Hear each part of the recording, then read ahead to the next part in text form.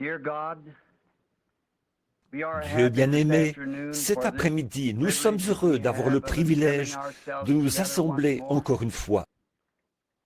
Et toi seul, Seigneur, tu sais combien nos cœurs ont soupiré après cette heure où nous pourrions être de nouveau ici, devant ton peuple, pour apporter ce message dont nous sentons de façon si vitale qu'il est si urgent en cette heure.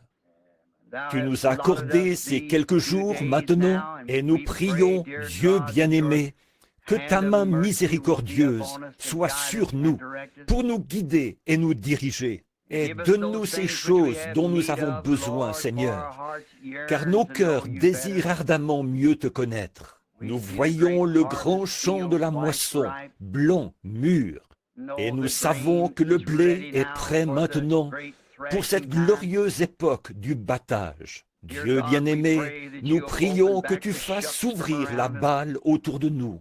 Puissions-nous reposer dans la présence du Fils ces quelques jours qui viennent et mûrir pour le royaume de Dieu.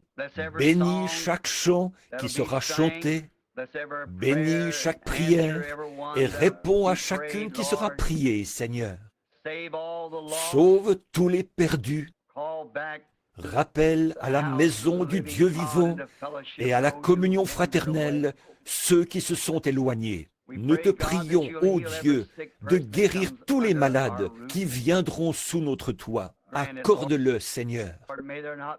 Qu'il n'y ait plus personne de faible parmi nous à la fin de ces réunions. Et, Dieu bien-aimé, aussi pour nous-mêmes, nous qui nous disons l'Église aujourd'hui, les appeler à sortir.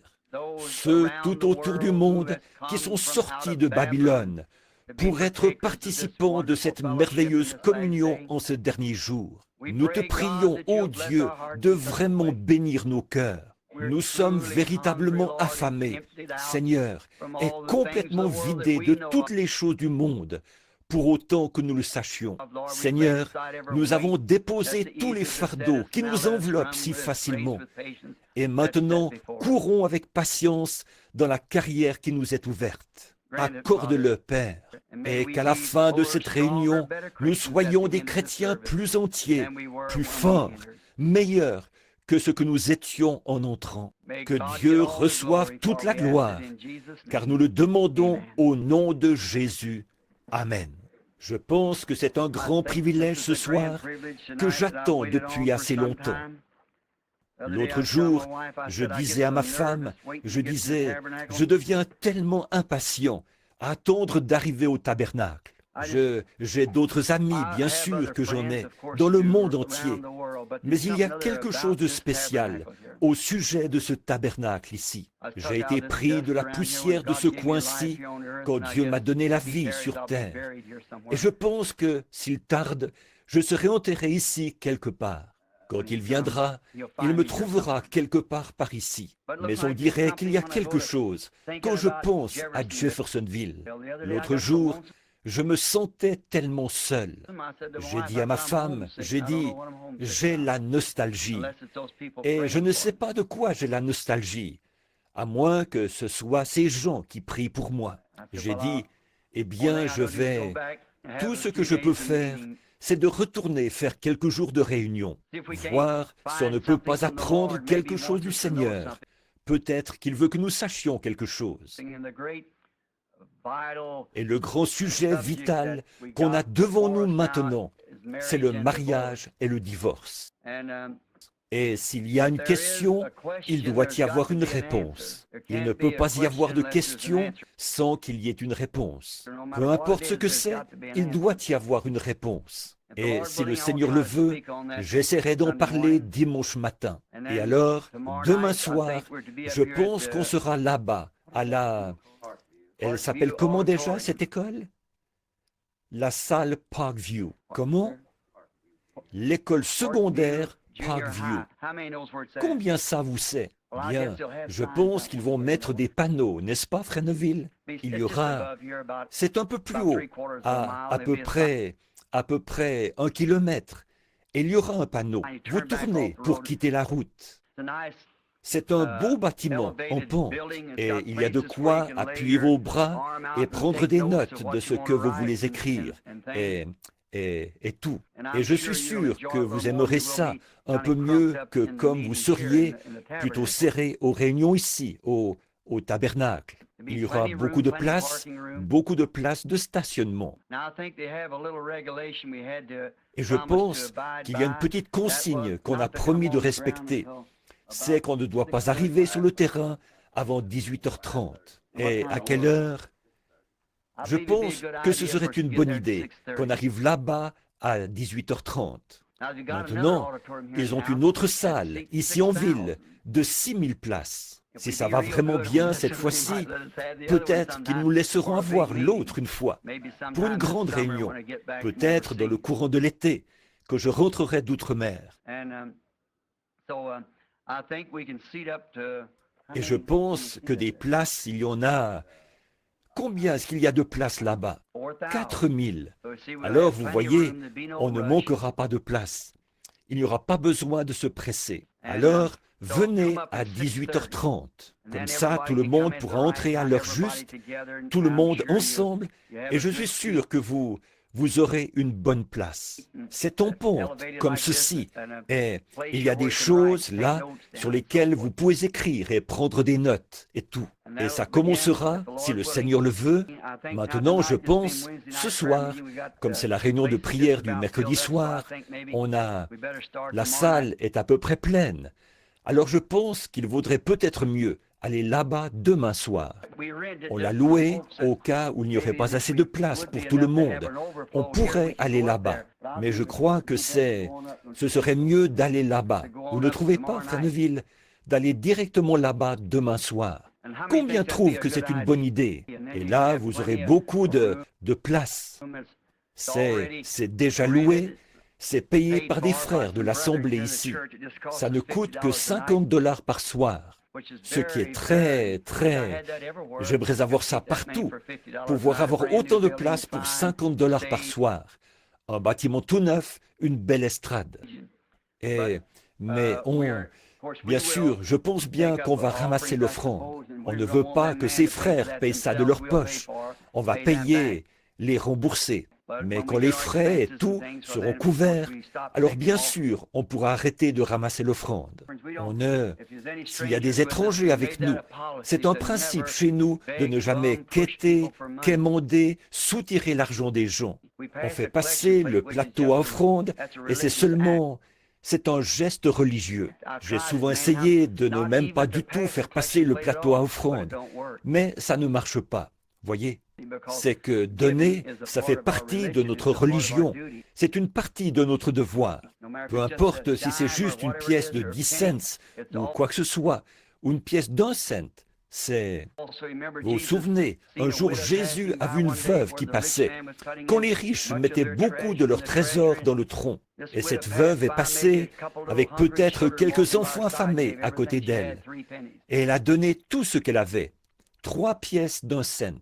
Et Jésus a dit, qui a payé le plus? Maintenant, si moi j'avais été là, j'aurais dit, ne faites pas ça, sœur. Écoutez, on a assez d'argent. Mais lui, il ne l'a pas arrêté. Voyez, il savait qu'il lui réservait quelque chose de mieux au bout du chemin. Alors, vous voyez, après tout, elle avait une maison dans la gloire vers laquelle elle allait. Et il ne l'a pas arrêtée. Il l'a laissé mettre ses 3 cents parce qu'elle tenait à le faire. Et il fallait qu'elle y tienne, alors qu'elle avait des enfants, qu'elle était veuve, et qu'elle n'avait que 3 cents pour vivre. Elle devait vraiment y tenir. Alors, vous voyez, quand les gens veulent donner, il faut leur donner l'occasion de le faire. Mais je pense à ceux qui se tiennent là. Et les gens qui disent, qui veut donner $50? Qui veut donner $20? Je pense que c'est dégradant pour votre intelligence.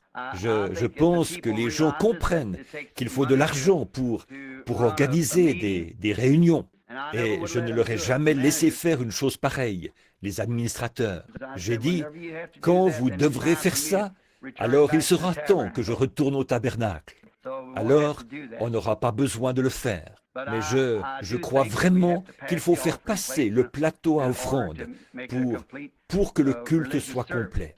Alors, ils feront probablement passer un petit plateau offrande chaque soir. Et ils diront quelque chose comme « Eh bien maintenant, nous allons ramasser l'offrande. » Et ils feront passer le plateau offrande et ce sera tout. Et chaque soir, si le Seigneur le veut, je pense que le Seigneur m'a mis à cœur un message bien précis pour l'Église. J'ai passé plusieurs jours à prier et je ne vais pas commencer à en parler maintenant. C'est que l'autre jour, il s'est produit quelque chose de vraiment phénoménal, de vraiment merveilleux. Et j'ai bien hâte de vous en parler. Et maintenant, le sujet principal, je pense, pour lequel Billy disait que la plupart avaient appelé, c'était sur le mariage et le divorce. Ce qui est un sujet très, très important.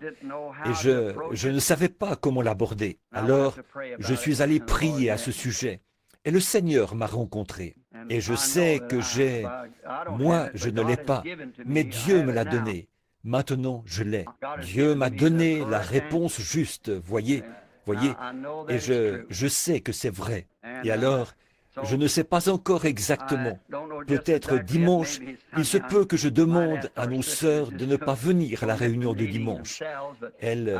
Mais je ne sais pas. Ça dépendra si les femmes mariées veulent venir avec leur mari. Il y a des choses vraiment capitales qui doivent être dites.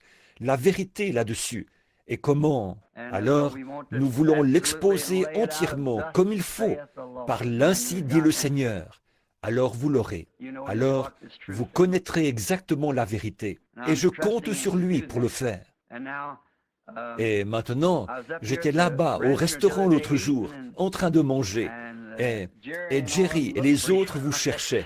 Ils disaient, eh bien, un des gars était là. Il disait qu'un type avait dit, je vais m'en tirer pas mal cette semaine. Il disait, ou ces 2 prochaines semaines. Il disait, il y a une réunion ici, du basketball, ou quelque chose comme ça. Il a dit, Branham là-bas va avoir une réunion. Il a dit, j'aurai beaucoup de monde à nourrir au Ranch House, un de ces restaurants là-bas. Et ils étaient très gentils. Et je suis très content de vous, parce qu'ils ont dit tout plein de bonnes choses à votre sujet.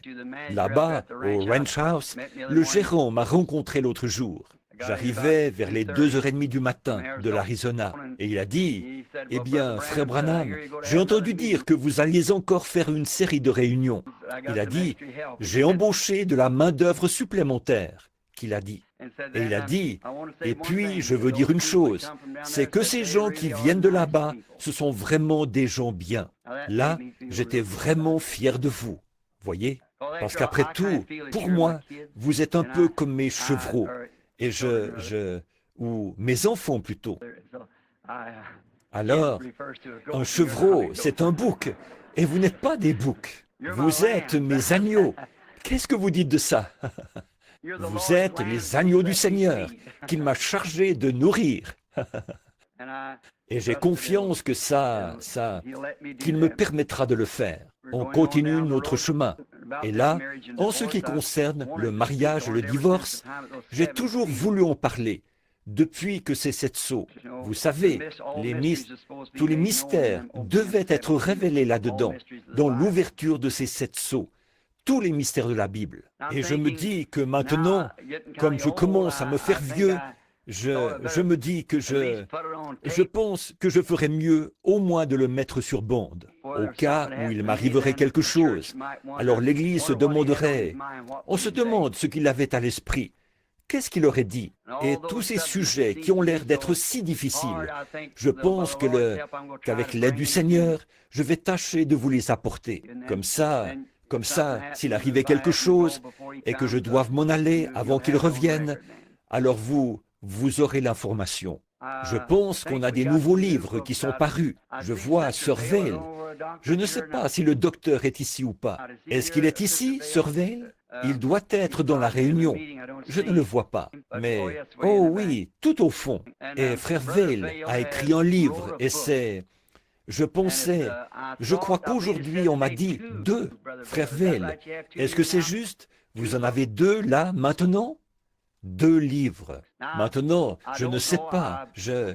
D'après ce que j'ai compris, chaque personne peut en avoir un exemplaire. Alors, si vous... C'est ce que j'ai compris. Je peux me tromper. Il y a aussi les 7 tâches de l'Église qui sont terminées. C'est bien ça, frère Vail? Elles sont sous presse maintenant. Et je suis sûr que vous voudrez vous les procurer, parce qu'ils apportent la réponse à une foule de questions qui vous tenaient à cœur. Et après ça, on va essayer d'avoir les 7 sceaux ouverts, vous savez, en livre, pour que chacun puisse le lire sous une forme qu'ils veulent, qu'ils peuvent comprendre, et qu'ils puissent l'étudier. Je trouve que c'est écrit, si ça...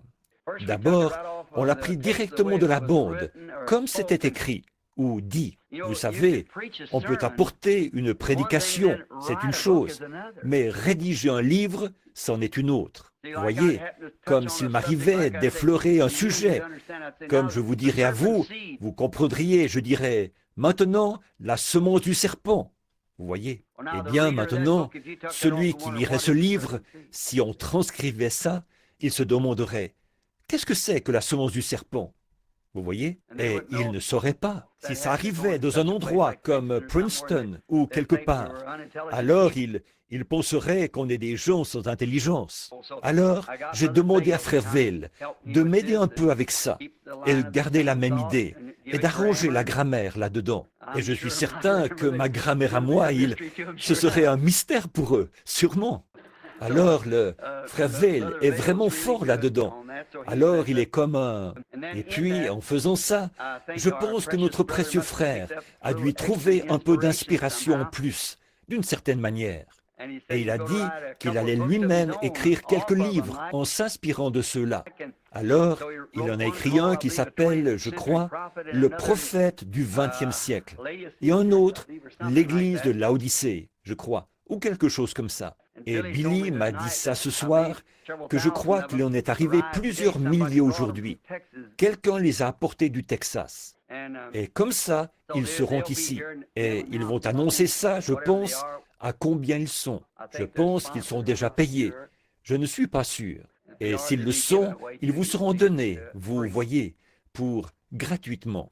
Et nous espérons qu'ils vous plairont. Si oui, serrez la main à frère Vail, là derrière, et dites-lui combien vous appréciez. Pour moi, je n'ai jamais lu ça. Si je les lisais, je pourrais changer d'avis là-dessus. Alors, je vais essayer de les lire cette semaine, pendant que j'en ai l'occasion, si je peux. Maintenant, comme on est mercredi soir, notre série de réunions commencera officiellement demain soir. Mais je trouvais que, vu que je suis ici parmi vous, je ne pouvais simplement pas rester là-bas à la maison en sachant que vous étiez tous ici. Vous savez, c'est comme quand on a de la famille qui arrive et qu'on se dépêche d'aller les accueillir au bout de l'allée. Vous savez, et j'ai pensé que j'allais tout de suite venir vous souhaiter la bienvenue à Jeffersonville. Et alors, la semaine dernière, Non, excusez-moi, c'était il y a à peu près 3 semaines. Je suis rentré. J'étais parti essayer de... J'avais été à des réunions dans tout l'Arizona là-bas. Et j'étais rentré pour essayer de me détendre. Alors, je suis parti à la chasse. Et j'ai eu le record de l'Arizona pour le plus gros puma. Je l'ai poursuivi sur 32 kilomètres à travers la forêt pour l'attraper. Mais pourtant, quand j'y pense, que je n'aurais jamais cru quand j'étais un jeune garçon, juste pour montrer comment ces choses arrivent. Une petite maison que le Seigneur nous a donnée là-bas, pour les mois qu'on passe là-bas, et l'école pour les enfants. J'étais un jeune garçon. Je pense que Jimmy Poole est ici ce soir. Peut-être que son père est ici, Jim le baraquet. On allait à l'école ensemble. Et je me souviens que j'étais assis là, un petit garçon en guenilles, et j'avais des chaussures de tennis avec les orteils qui sortaient. J'empruntais une feuille à l'un, un crayon à l'autre. À l'époque, j'écrivais des poèmes. Et Madame Wood, qui est ici, m'a fait réciter ça cet après-midi. Ça a été enregistré, celui sur ma vieille Ford, vous savez, et il n'est pas mal. Maintenant, elle a dit, eh bien, vous devriez envoyer ça à Monsieur Ford. J'ai dit, il y a trop de vérité, je crois, sur l'avant qui vibre, la boîte de vitesse qui grince et le volant qui ressemble à un casse-tête chinois. Mais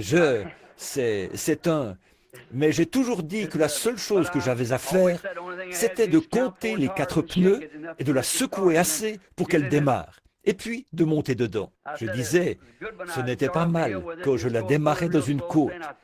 Elle commençait à tirer très lentement, et elle faisait « Je pense que j'y arrive, je pense que j'y arrive, je pense que j'y arrive. » Et puis, de l'autre côté, elle reprenait en faisant « Je pensais bien que j'y arriverais, je pensais bien que j'y arriverais. » Voyez, c'est comme ça qu'on monte cette côte, comme le voyage du pèlerin. Alors, j'avais un petit poème que j'ai écrit, quelque chose comme ceci. Et il disait, maintenant, pensez donc, j'avais seulement une 12aine d'années. Et l'autre jour, j'étais là, je regardais vers le canyon. Et j'étais en train de penser que ce puma serait exposé ici dans mon bureau, derrière une vitrine, dans une vitrine de verre. Je pensais à ce petit poème. Je suis retourné le chercher. Quelque chose comme ceci. Pensez seulement comment Dieu... Est-ce que vous croyez que Dieu est dans tout ce qui est inspiré? Dieu doit écrire un chant. Est-ce que vous croyez que Dieu est dans les chants? Jésus l'a dit. Il s'est reporté à David. Ne savez-vous pas ce que David a dit dans les psaumes? Vous savez, pensez à la crucifixion elle-même.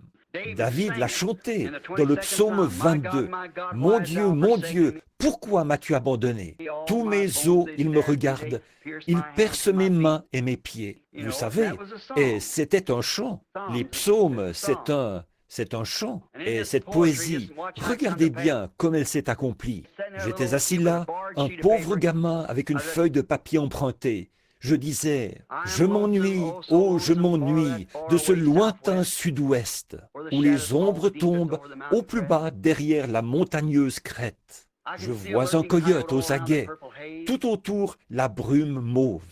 J'entends hurler le loup gris dans le pâturage des bœufs. Quelque part dans un canyon, j'entends gémir un puma dans les lointains monts Catalina au bord de l'Arizona. 40 ans plus tard, je me retrouve dans ce même canyon, face à face avec ce puma. Oh Dieu, il y a un pays de l'autre côté du fleuve, quelque part, mes amis. Il est là, c'est tout, c'est certain.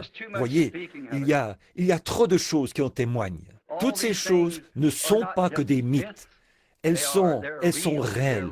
Ce sont des réalités. Je suis si heureux d'être ici ce soir, d'être avec ces gens avec lesquels je m'attends à vivre pour toujours là-bas, où il n'y aura plus ni maladie, ni mort, ni séparation. Et voyager ne sera plus rien pour nous à ce moment-là.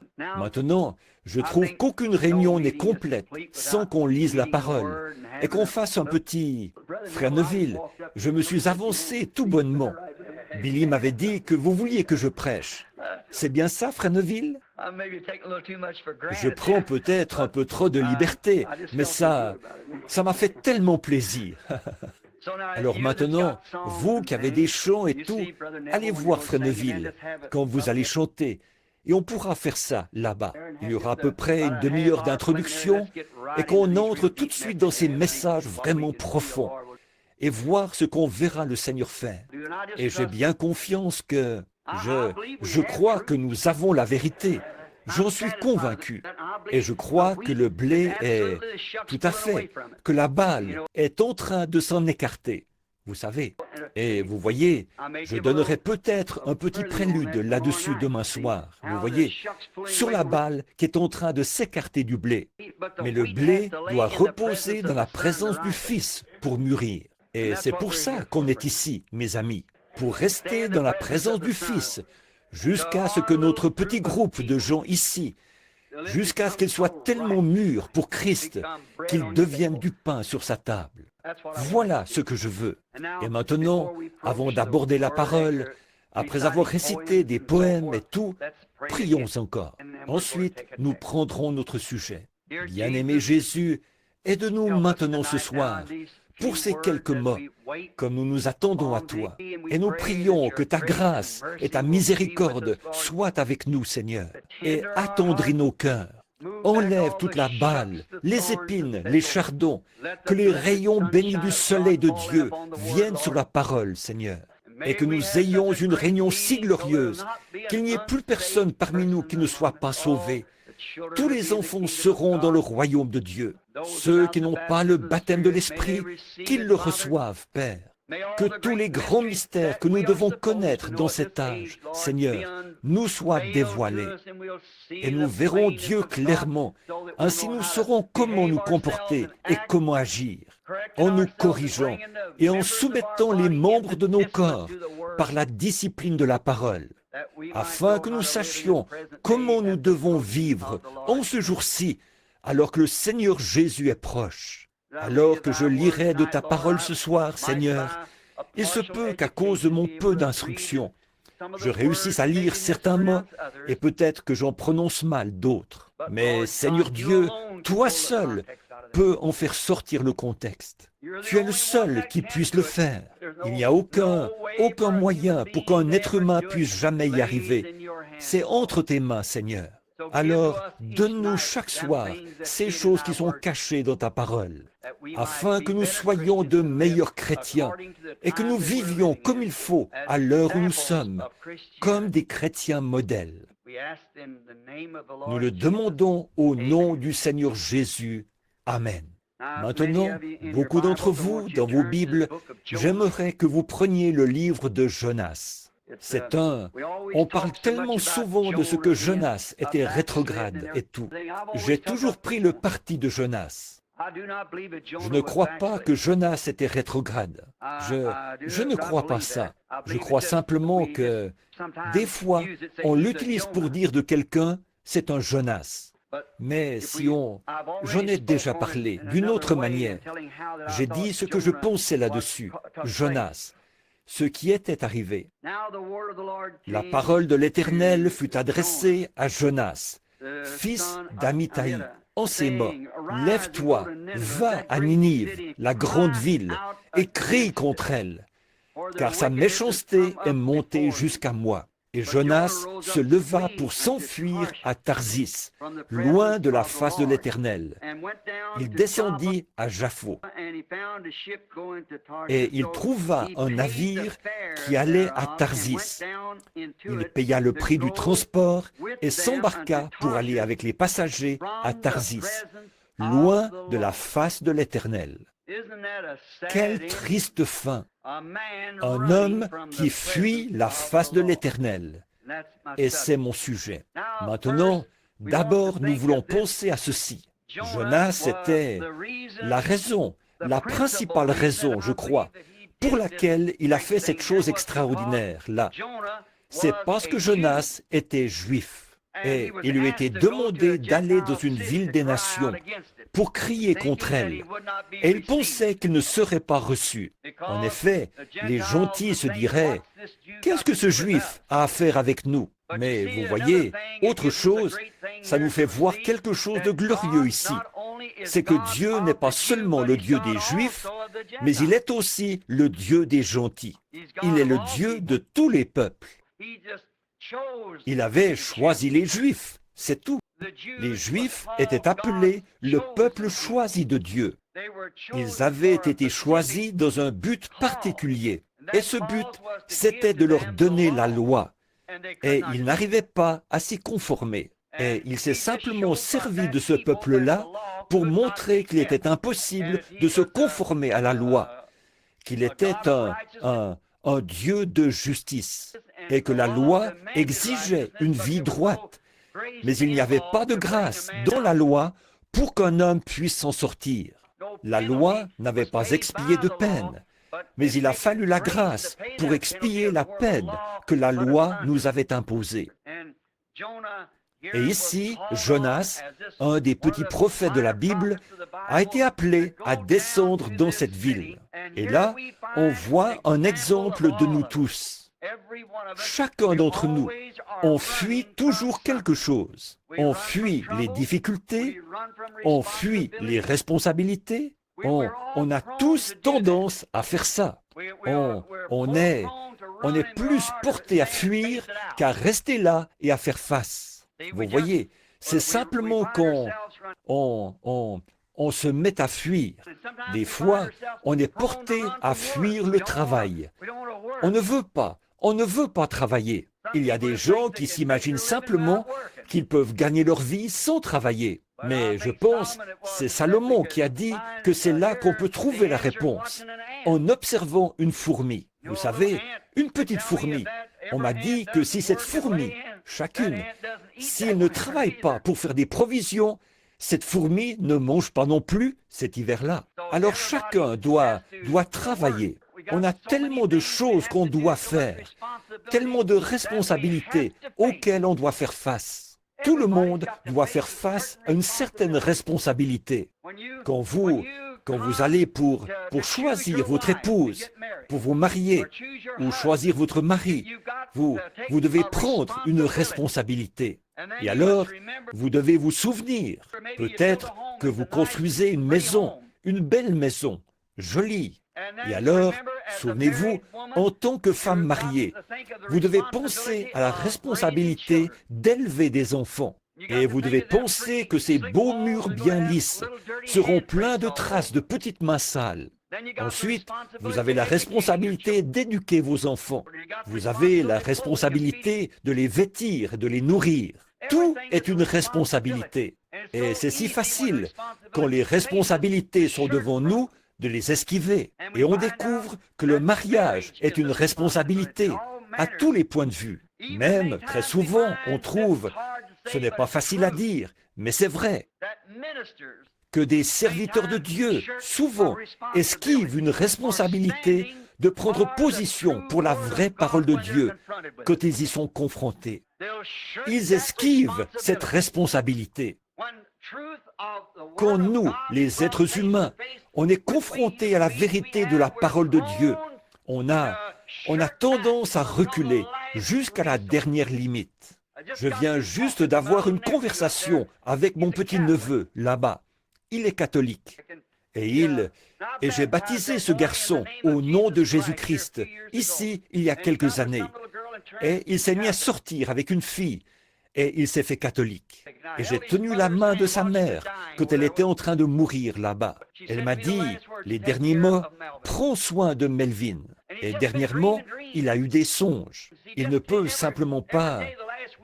Chaque jour, la semaine passée, il a eu des songes. Il a dit, « J'entrais dans ton église, oncle Bill, et tu étais là, debout en train de prêcher. J'accourais pour me mettre à faire une confession. Je me réveillais. » Il a dit, « J'ai eu tort. » Je lui ai dit, « Melvin, tu n'as pas besoin d'interprétation pour ça. Ta place, c'est là-bas. C'est là que tu dois être. » C'est ça, voyez. Mais d'assumer des responsabilités, parfois, ça nous écorche de faire ça. Et comme père, d'assumer la responsabilité de donner une correction à votre enfant. Ces petits-enfants, vous ne voulez pas faire ça. Mais en tant que père ou que mère, vous devez assumer la responsabilité d'élever cet enfant. Parce que la Bible a dit, « Ménage la verge et tu gâteras ton fils ». Et ça tient encore bon aux yeux de chaque psychologue qu'il y a dans le monde. Ça reste toujours la vérité de Dieu. S'il y avait eu plus de ça mis en pratique, on n'aurait pas eu tant de délinquance juvénile et tout ça, et la pourriture qu'on a dans le monde aujourd'hui. Mais la vieille règle d'or du foyer a été transgressée il y a longtemps et laisse les enfants faire tout ce qu'ils veulent. Mais, comme je disais, même des prédicateurs, ils vont être confrontés à la vérité et ils vont s'en détourner. Vous voyez, ils sentent qu'il y a quelque chose, qu'ils ne veulent pas l'assumer. Souvent, des gens sont venus me voir en disant, « Je sais que c'est vrai, frère Branham, mais si je faisais ça, ils me mettraient à la porte de l'église. » Et alors, si vous ne le faites pas, c'est là-haut que vous serez mis à la porte. De toute façon, vous devez être mis à la porte quelque part. Voyez? Alors, vous faites mieux d'y faire face, au lieu de fuir et de dire, « Eh bien, je vais aller ici, je n'y retournerai pas. » Retournez-y, c'est sûr. Écoutez-en encore. Sondez les Écritures. Jésus a dit, « Sondez les Écritures, parce que vous pensez avoir en elles la vie éternelle. Ce sont elles qui rendent témoignage de moi. Mais on découvre que les gens ne veulent pas faire face à ça. En étant amenés dans la présence de Dieu et de voir quand Dieu a fait une promesse et Dieu est tenu par cette promesse. Et quand il fait s'accomplir cette promesse, alors les gens ont peur de faire face à la responsabilité d'assumer le message de l'heure. On trouve ça partout. Qu'en est-il de vous les luthériens? Combien de luthériens ont eu peur? De gens ont eu peur d'assumer la vérité de Luther quand il est venu avec la justification. Regardez ce que ça vous a coûté. Peut-être votre propre vie, de sortir et de confesser ouvertement Jésus-Christ et de devenir un luthérien. Regardez, vous les méthodistes, comment c'était autrefois? On vous appelait des exaltés. Je pense que vous saviez ça. Et ils entraient dans l'esprit et ils étaient secoués par des spasmes. Et on disait qu'ils avaient la danse de Saint-Guy. Les maîtres, ça non, ce n'est pas des pentecôtistes, c'était des méthodistes, il y a bien des années. Et ils étaient secoués, et ils tremblaient, et tombaient sous la puissance de Dieu. Et on leur versait de l'eau sur la figure, et on les éventait avec des éventails. On pensait qu'ils s'étaient évanouis. Et maintenant, on vous considérait comme une bande d'exaltés. Mais vous avez dû, vos mères et vos pères, ont dû soit l'accepter, faire face à la vérité et aux faits, soit la rejeter. Et vous, les pentecôtistes, qui avez reçu la restauration des dons, que le baptême du Saint-Esprit est sorti avec le parler en langue, et les dons de l'Esprit qui revenaient dans l'Église, eh bien, les méthodistes ont voulu vous mettre à la porte, et ils l'ont fait. Mais vous avez dû y faire face. C'est quelque chose que vous deviez faire. Qu'est-ce qu'il en est de la question quand elle est sortie du baptême au nom de Jésus-Christ? Et vous avez vu que c'était la vérité. Vous avez dû y faire face ou en faire quelque chose. Vous avez une responsabilité. Tout le monde en a. Et vous devez faire face à ces choses. Très bien. Et puis, quand vous voyez en ce jour maintenant, quand la parole de Dieu a fait ses promesses de choses que nous voyons arriver maintenant, alors nous avons la responsabilité soit d'y faire face, soit de nous en éloigner. Vous ne pouvez simplement pas rester neutre. Vous devez y faire quelque chose. Dis, quelque chose doit être fait. Vous ne pouvez pas entrer par la porte de cette église et ressortir la même personne que quand vous étiez entré. Vous êtes soit plus loin, soit plus près de Dieu, chaque fois que vous entrez ou que vous sortez. Oh, comme c'est facile pour les gens d'esquiver ces choses. Et je veux qu'on pense à celle-ci quand on commencera la série de réunions officielles demain soir.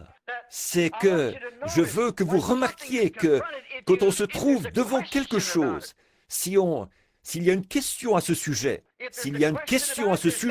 il doit y avoir une réponse. Disons, par exemple, si je disais que je veux aller vers l'ouest et que vous m'indiquiez par là, eh bien, avant longtemps, je manquerai complètement mon but.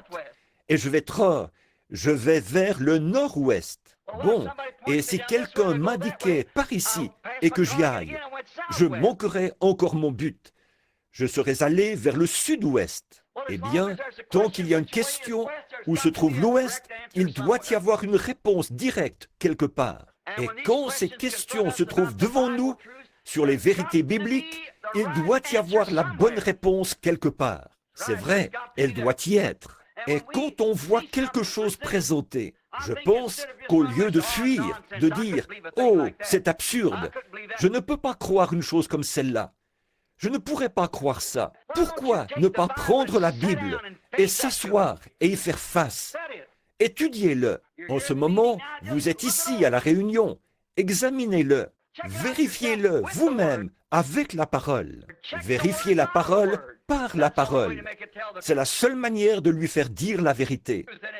Et elle doit dire la vérité de la Genèse à l'Apocalypse.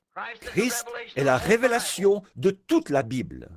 En lui, Christ, toute la plénitude, l'accomplissement de toutes les prophéties de la Bible est réalisé sans condition en Christ Jésus, parce qu'il était Dieu manifesté dans la chair.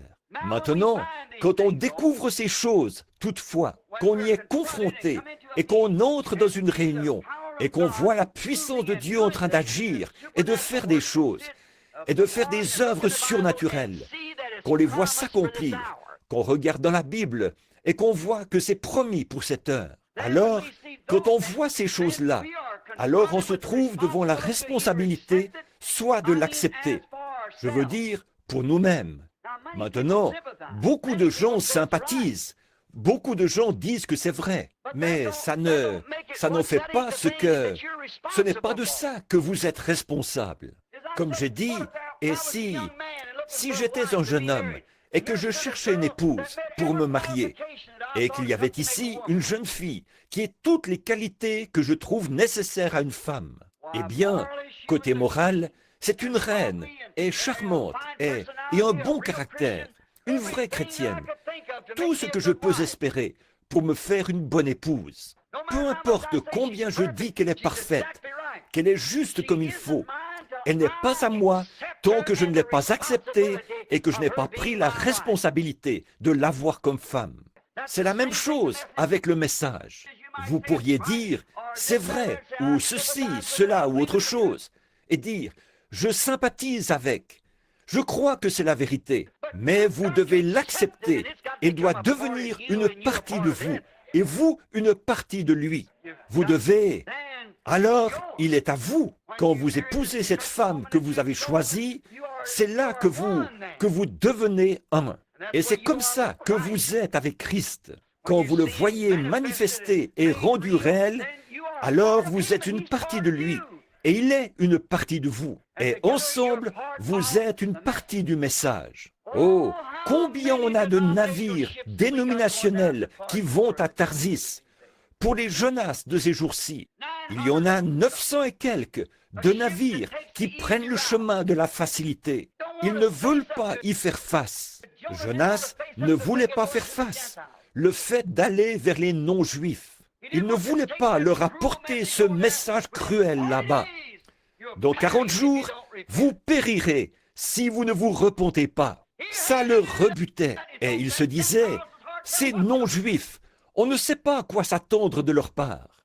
Mais il devait y faire face. Vous voyez, seulement il a pris le bateau de la facilité et il est allé à Tarsis. Il est descendu au fond du bateau et il s'est endormi.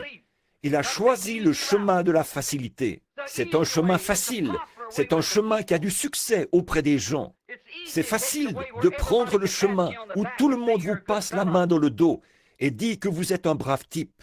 Et voici un tel, et où le monde vous tient en haute estime. C'est facile de suivre le chemin du plus grand nombre.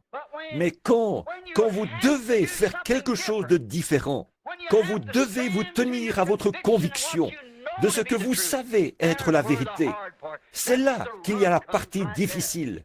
C'est là que les frictions arrivent. C'est en plein là. Oh, comme on a souvent chanté ce vieux cantique, qu'il est facile, quand on navigue sur une mer calme, de se confier dans la force du grand bras de Jéhovah. Mais, oh, que les vagues se mettent à souffler, que le vent souffle et soulève les vagues. Alors, qu'est-ce que vous faites? Quelque chose comme on m'avait raconté une fois qu'une dame avait dit, à l'époque des voitures à cheval. Elle a dit que le cheval s'était emballé avec elle en rentrant de l'église. On a dit, qu'est-ce que vous avez fait?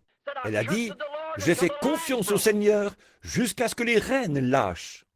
Eh bien, c'est là le moment de faire confiance au Seigneur. Après que les rênes ont lâché, vous faites confiance aux rênes jusqu'à ce qu'elles aient lâché. Oui. Et alors, on découvre qu'il y a beaucoup de chemins faciles, de bateaux qui vont à Tarsis. C'est que c'est facile, pas de responsabilité. Ça va tout seul, vous avez tout qui vient, tout le monde vous aime bien. Et tout le monde, vous êtes un... Personne n'est en désaccord avec vous. Vous n'êtes en désaccord avec personne. Maintenant, ça, c'est une vraie lavette. C'est ça, aucune personnalité, tout passe. Oh, n'importe qui, peu importe qui vous êtes, ni ce que vous défendez. En fait, des gens qui ont l'esprit normalement tourné, auront plus d'estime pour vous si vous tenez ferme sur votre conviction de ce qui est juste. C'est vrai, peu importe. Prenez une femme. Elle aura beau ne pas être très attrayante, et quoi qu'elle soit, mais que cette femme prenne position pour les principes de la féminité, qu'elle se tienne comme une dame. Et si n'importe quel homme a un tant soit peu de virilité en lui, il la défendra. Absolument. On apprécie quelque chose que quelqu'un a, qu'il croit être la vérité, et qu'il tient ferme pour ce qu'il pense être juste. Tellement mou. Voilà comment trop de chrétiens sont aujourd'hui. Ils sont si ramollis et tout, qu'ils pensent que tout ce qu'il y a à faire, c'est de se joindre à une église, entrer quelque part, mettre leur nom sur un registre ou faire un petit quelque chose, sauter, crier ou quelque chose comme ça, et appeler ça être chrétien. Être chrétien, c'est une vie de tous les jours, rude, vivre pour Dieu dans ce monde présence. C'est avoir le feu et l'amour de Dieu qui brûle constamment dans le cœur, qui vous enflamme et qui vous font aller là-dehors avec les gens et faire des convertis à Christ, des responsabilités. Mais c'est facile de suivre le train du monde. C'est facile de suivre le courant. Allez là-bas, vous asseoir dans votre bateau sur la rivière. Prenez vos rames et mettez-vous à ramer à contre-courant. Vous n'allez pas bien vite et c'est dur. Mais lâchez seulement les rames et regardez à quelle vitesse vous passez devant les arbres en descendant. Mais regardez où vous allez. Quand les choses flottent facilement, souvenez-vous, vous allez vers une grande cataracte là-bas, en quelque sorte. Vous allez vers les chutes, et avant longtemps, vous allez être précipité dans ces chutes. De flotter simplement avec le monde, facilement, comme ça va, vous ne voulez pas ça. Non, monsieur, mais vous devez accepter votre responsabilité. Maintenant, vous le croyez, et vous pensez que c'est la vérité. Et la responsabilité que Dieu nous a donnée aujourd'hui d'apporter ce message. Et comme je prends de l'âge, et je sais que mes jours raccourcissent, je ressens cette responsabilité plus que jamais. Avancez sans relâche. Nous devons le faire. Nous devons nous y mettre partout où nous allons et annoncer le message et dire aux gens que Jésus-Christ revient, qu'il est Dieu et qu'il vient bientôt. Il ne reste aucun autre espoir pour le monde que la venue du Seigneur. Là-bas au fond, je vois des amis qui étaient avec moi là-haut quand l'ange du Seigneur. Ces gars qui sont assis ici, je pense qu'ils ont trouvé l'endroit où ça s'est passé là-haut. Et souvenez-vous simplement de ce que le Seigneur a dit ce jour-là à Frère Wood. Il montait la colline et il était en quelque sorte en train de pleurer parce que sa femme était malade. Et le Seigneur a dit, ramasse ce caillou et lance-le en l'air et dis, ainsi dit le Seigneur. Et j'ai fait ça, et Frère Wood est assis comme témoin. Et j'ai dit, Frère Wood, il ne se passera pas longtemps avant que tu vois arriver quelque chose. Et le lendemain, pendant qu'on était debout là, nous tous ensemble, et beaucoup de ces hommes sont ici même ce soir. Un jeune prédicateur était là, et il était j'ai remarqué, je venais de le rencontrer le soir d'avant. Il était dans notre camp, il était monté pour être avec nous. Et il a dit, Frère Branham, est-ce qu'il vous arrive d'avoir des visions dehors comme ceci? J'ai dit, oui monsieur, mais je viens ici pour m'en éloigner, en quelque sorte, pour me reposer un petit peu. Il a dit, j'ai dit, eh bien, bien sûr, il me montre des choses ici. Et j'ai dit, juste de l'autre côté de la colline ici, c'est là que les 7 anges sont apparus, là-bas. Il a dit, oui, je comprends. Il a dit, j'étais un des commanditaires de vos réunions là-bas en Californie. J'ai dit, eh bien, je suis bien content d'apprendre ça. Et pendant que je me tenais là, j'ai regardé autour et j'ai vu un docteur assez corpulent qui lui examinait les yeux. Et je l'ai entendu dire, vous allez perdre cet œil parce qu'il y a une allergie là-dedans. Et je l'ai soigné pendant 2 ans. Et vous allez perdre cet œil. J'ai dit, la raison pour laquelle vous m'avez demandé ça, c'est que votre docteur vous a dit l'autre jour que vous alliez perdre cet œil. Et il a dit, c'est vrai. Et il a regardé autour comme ça. Et j'ai vu sa mère enlever un de ses bas et tenir son pied sorti avec des petites tumeurs qui pendaient entre ses orteils, un peu partout sur sa jambe. Et elle a dit, « Si tu vois Frère Branham, dis-lui de prier pour ça. » Et je lui ai dit, « Votre mère a sorti son pied comme ça. » Et elle a dit qu'elle a plein de petites tumeurs partout sur ses orteils. Et comme ça. Et elle a dit, « Fais prier Frère Branham. » Il a dit, « Frère Branham, c'est la vérité. » J'ai regardé en arrière. Quand je l'ai fait, je l'ai vu qui se tenait là, en me regardant, comme ça. Les yeux, tout ce qu'il y a de plus clair. Je l'ai rencontré cet automne. Il avait de meilleurs yeux que n'importe qui dans le camp. Le Seigneur l'a guéri et lui a redonné la santé. Pendant que j'étais debout là, le Seigneur a dit, il m'a montré ce qui allait arriver. Le jugement va bientôt frapper la côte ouest. Et il a dit, va là-bas, à côté de ce foyer. Et j'avais une pelle à la main. J'ai marché pour aller par là. Et frère Roy Robertson, on le connaît tous ici. Il n'est pas ici ce soir, pour autant que je sache. Il est là-bas, en Arizona. Il est le président des administrateurs ici. Et je savais que c'était un ancien combattant. Et quelque chose allait se passer. Une belle matinée calme, vers les 10 heures du matin. Et les gars étaient tous là autour. On était 10 ou 12 en train de démonter les tentes, de dépouiller des sangliers et tout. Alors, j'ai marché autour, j'ai dit, « Roy, cache-toi vite, quelque chose est sur le point d'arriver. » Je n'ai pas pu lui en dire plus. Mais j'étais à peine arrivé là-bas, et le tourbillon de Dieu est descendu du ciel. Et il a claqué comme... Il a fait trembler les collines. Il est entré dans cette montagne. Il a ouvert une tranchée tout autour, à environ 1,50 m au-dessus de ma tête. Et il a arraché la cime de tous ces arbres pendant que les pierres sortaient. Il est monté en l'air et il est redescendu avec un autre grand baptême. Et il a frappé la montagne d'un bout à l'autre. Et il a projeté les pierres comme ça. Il l'a fait 3 fois. Et puis, il est monté en l'air. Et frère Banks est venu vers moi. Il a dit, « C'est ça que tu disais hier ?» J'ai dit, « Oui, monsieur, c'est exactement ça. » Voyez? Et 2 jours après, l'Alaska a failli être englouti là-haut. Et cette côte ouest n'a pas arrêté d'être secouée. Les tonnerres et les poussées et tout ce qui se passe. Et un de ces jours, elle va glisser sous l'océan. C'est vrai. Qu'est-ce que c'est? Nous vivons à l'heure de la venue du Seigneur. Quand on voit s'élever des isthmes et toutes ces différentes choses, on sait qu'il doit y avoir une bonne réponse à ça. Il y a des gens là, dans le pays, maintenant, qui vont dans des cavernes et tout. Et le 16 mars, vous l'avez lu dans le journal, le Seigneur va revenir. Vous savez que c'est faux. Jésus a dit, aucun homme ne connaît la minute ou l'heure. Quand on voit toutes ces choses, et les choses qui se produisent comme elles le font, il y a forcément la vraie réponse quelque part.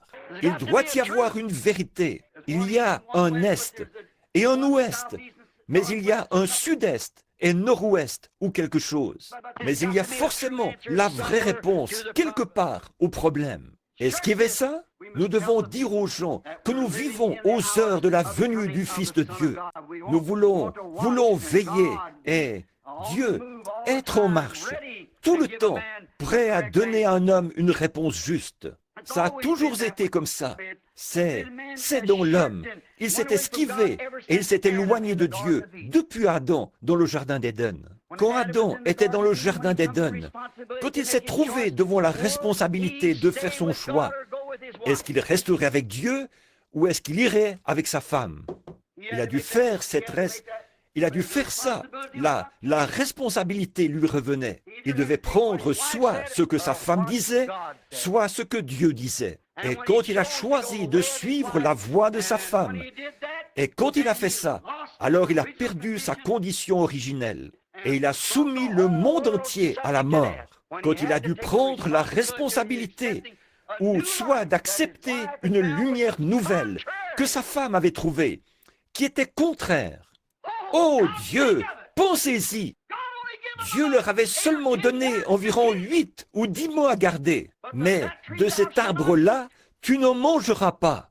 C'est tout ce qu'ils avaient à garder. Et même avec juste ça comme parole, ils l'ont transgressé. Alors Adam a dû faire face. Est-ce que je vais faire ce que ma femme m'a dit de faire? Ou est-ce que je vais faire ce que Dieu m'a dit de faire?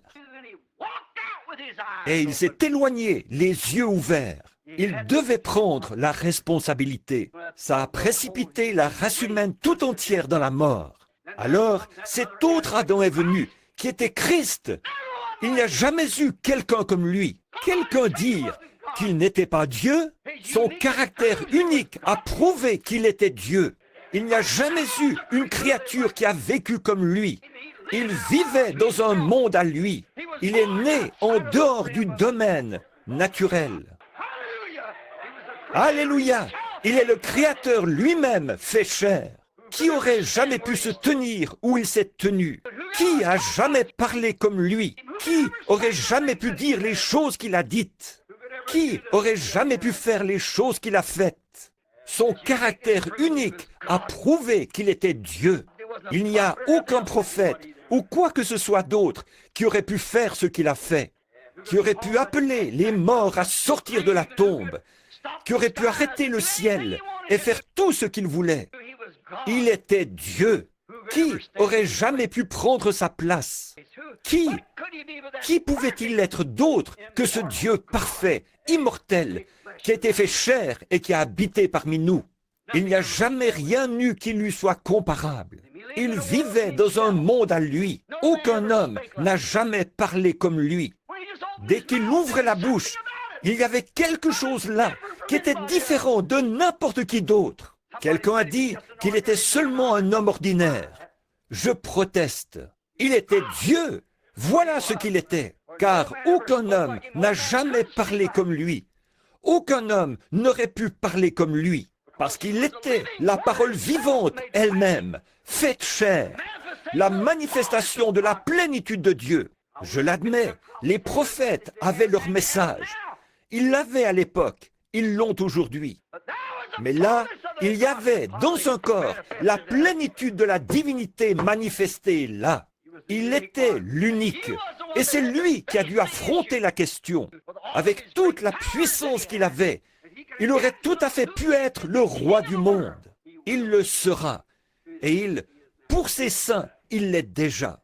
Il s'est tenu là. Quel homme aurait été pauvre, n'aurait pas eu d'endroit où reposer sa tête, alors qu'il savait même où se trouvait un poisson qui avait avalé une pièce de monnaie? Quel homme aurait pu prendre ces grandes cruches d'eau et les transformer en vin et ne pas avoir d'endroit où reposer sa tête? Il a dû assumer les responsabilités qui lui avaient été confiées. Quel homme aurait pu ressusciter de la tombe un homme qui était mort depuis 4 jours et qui était en train de pourrir? Est-ce qu'il n'aurait pas pu se sauver lui-même? Bien sûr qu'il aurait pu. Mais s'il l'avait fait, il ne nous aurait pas sauvés. Il a dû assumer les responsabilités et à cause de son obéissance à la parole. Alors que la désobéissance d'Adam, qui lui avait pris le raccourci, le chemin de Tarsis. Mais Jésus a pris le chemin de Ninive, vers les nations, pour se chercher une épouse. Je suis heureux ce soir qu'il l'ait fait. Alors, on devrait se rendre à l'évidence qu'on lui appartient et renoncer au monde. Amen. Chaque homme a dû l'assumer, qui a une responsabilité devant Dieu. Prenons par exemple Noé. Il a dû le faire. Noé, Moïse, Élie et tous les autres, chaque âge, ils ont dû assumer la responsabilité et ils ont dû le faire. Et c'est justement pour ça qu'ils ont été envoyés, chacun dans son temps. Regardez Noé dans son âge de science et comme il a dû affronter quelque chose qui était tellement contraire à la science. Oh, il n'y avait aucune raison que ce ne soit pas contraire à la science. Vous voyez, c'était contraire à la science, plutôt. Oh, on leur disait qu'il allait pleuvoir du ciel. Il n'y avait jamais eu de pluie qui était tombée du ciel. Maintenant, il a dû l'assumer. Dieu avait dit qu'il allait pleuvoir. Et alors la foi sans les œuvres est morte. Si vous dites « je le crois » et que vous n'agissez pas, comme un message, si vous dites « je le crois » et que vous n'agissez pas, ça vous avance à quoi? Voyez, Noé s'est mis au travail avec son marteau. Il a construit une arche pour confirmer ce dont il parlait. C'est ça que nous devons faire, nous aussi. Nous devons nous mettre au travail et prouver notre foi par nos œuvres. Nos œuvres prouvent notre foi. Moïse a dû le faire et Élie a dû le faire. Chaque prophète, dans son âge, a dû se tenir debout et faire face à ses responsabilités. Mais il y en a beaucoup qui n'ont pas fait comme Jonas. Il a fui, eux non. Remarquez, crie contre elle. Oh là là, c'est ça. Voilà ce que c'est. Crie contre elle. C'est là qu'on peut vérifier.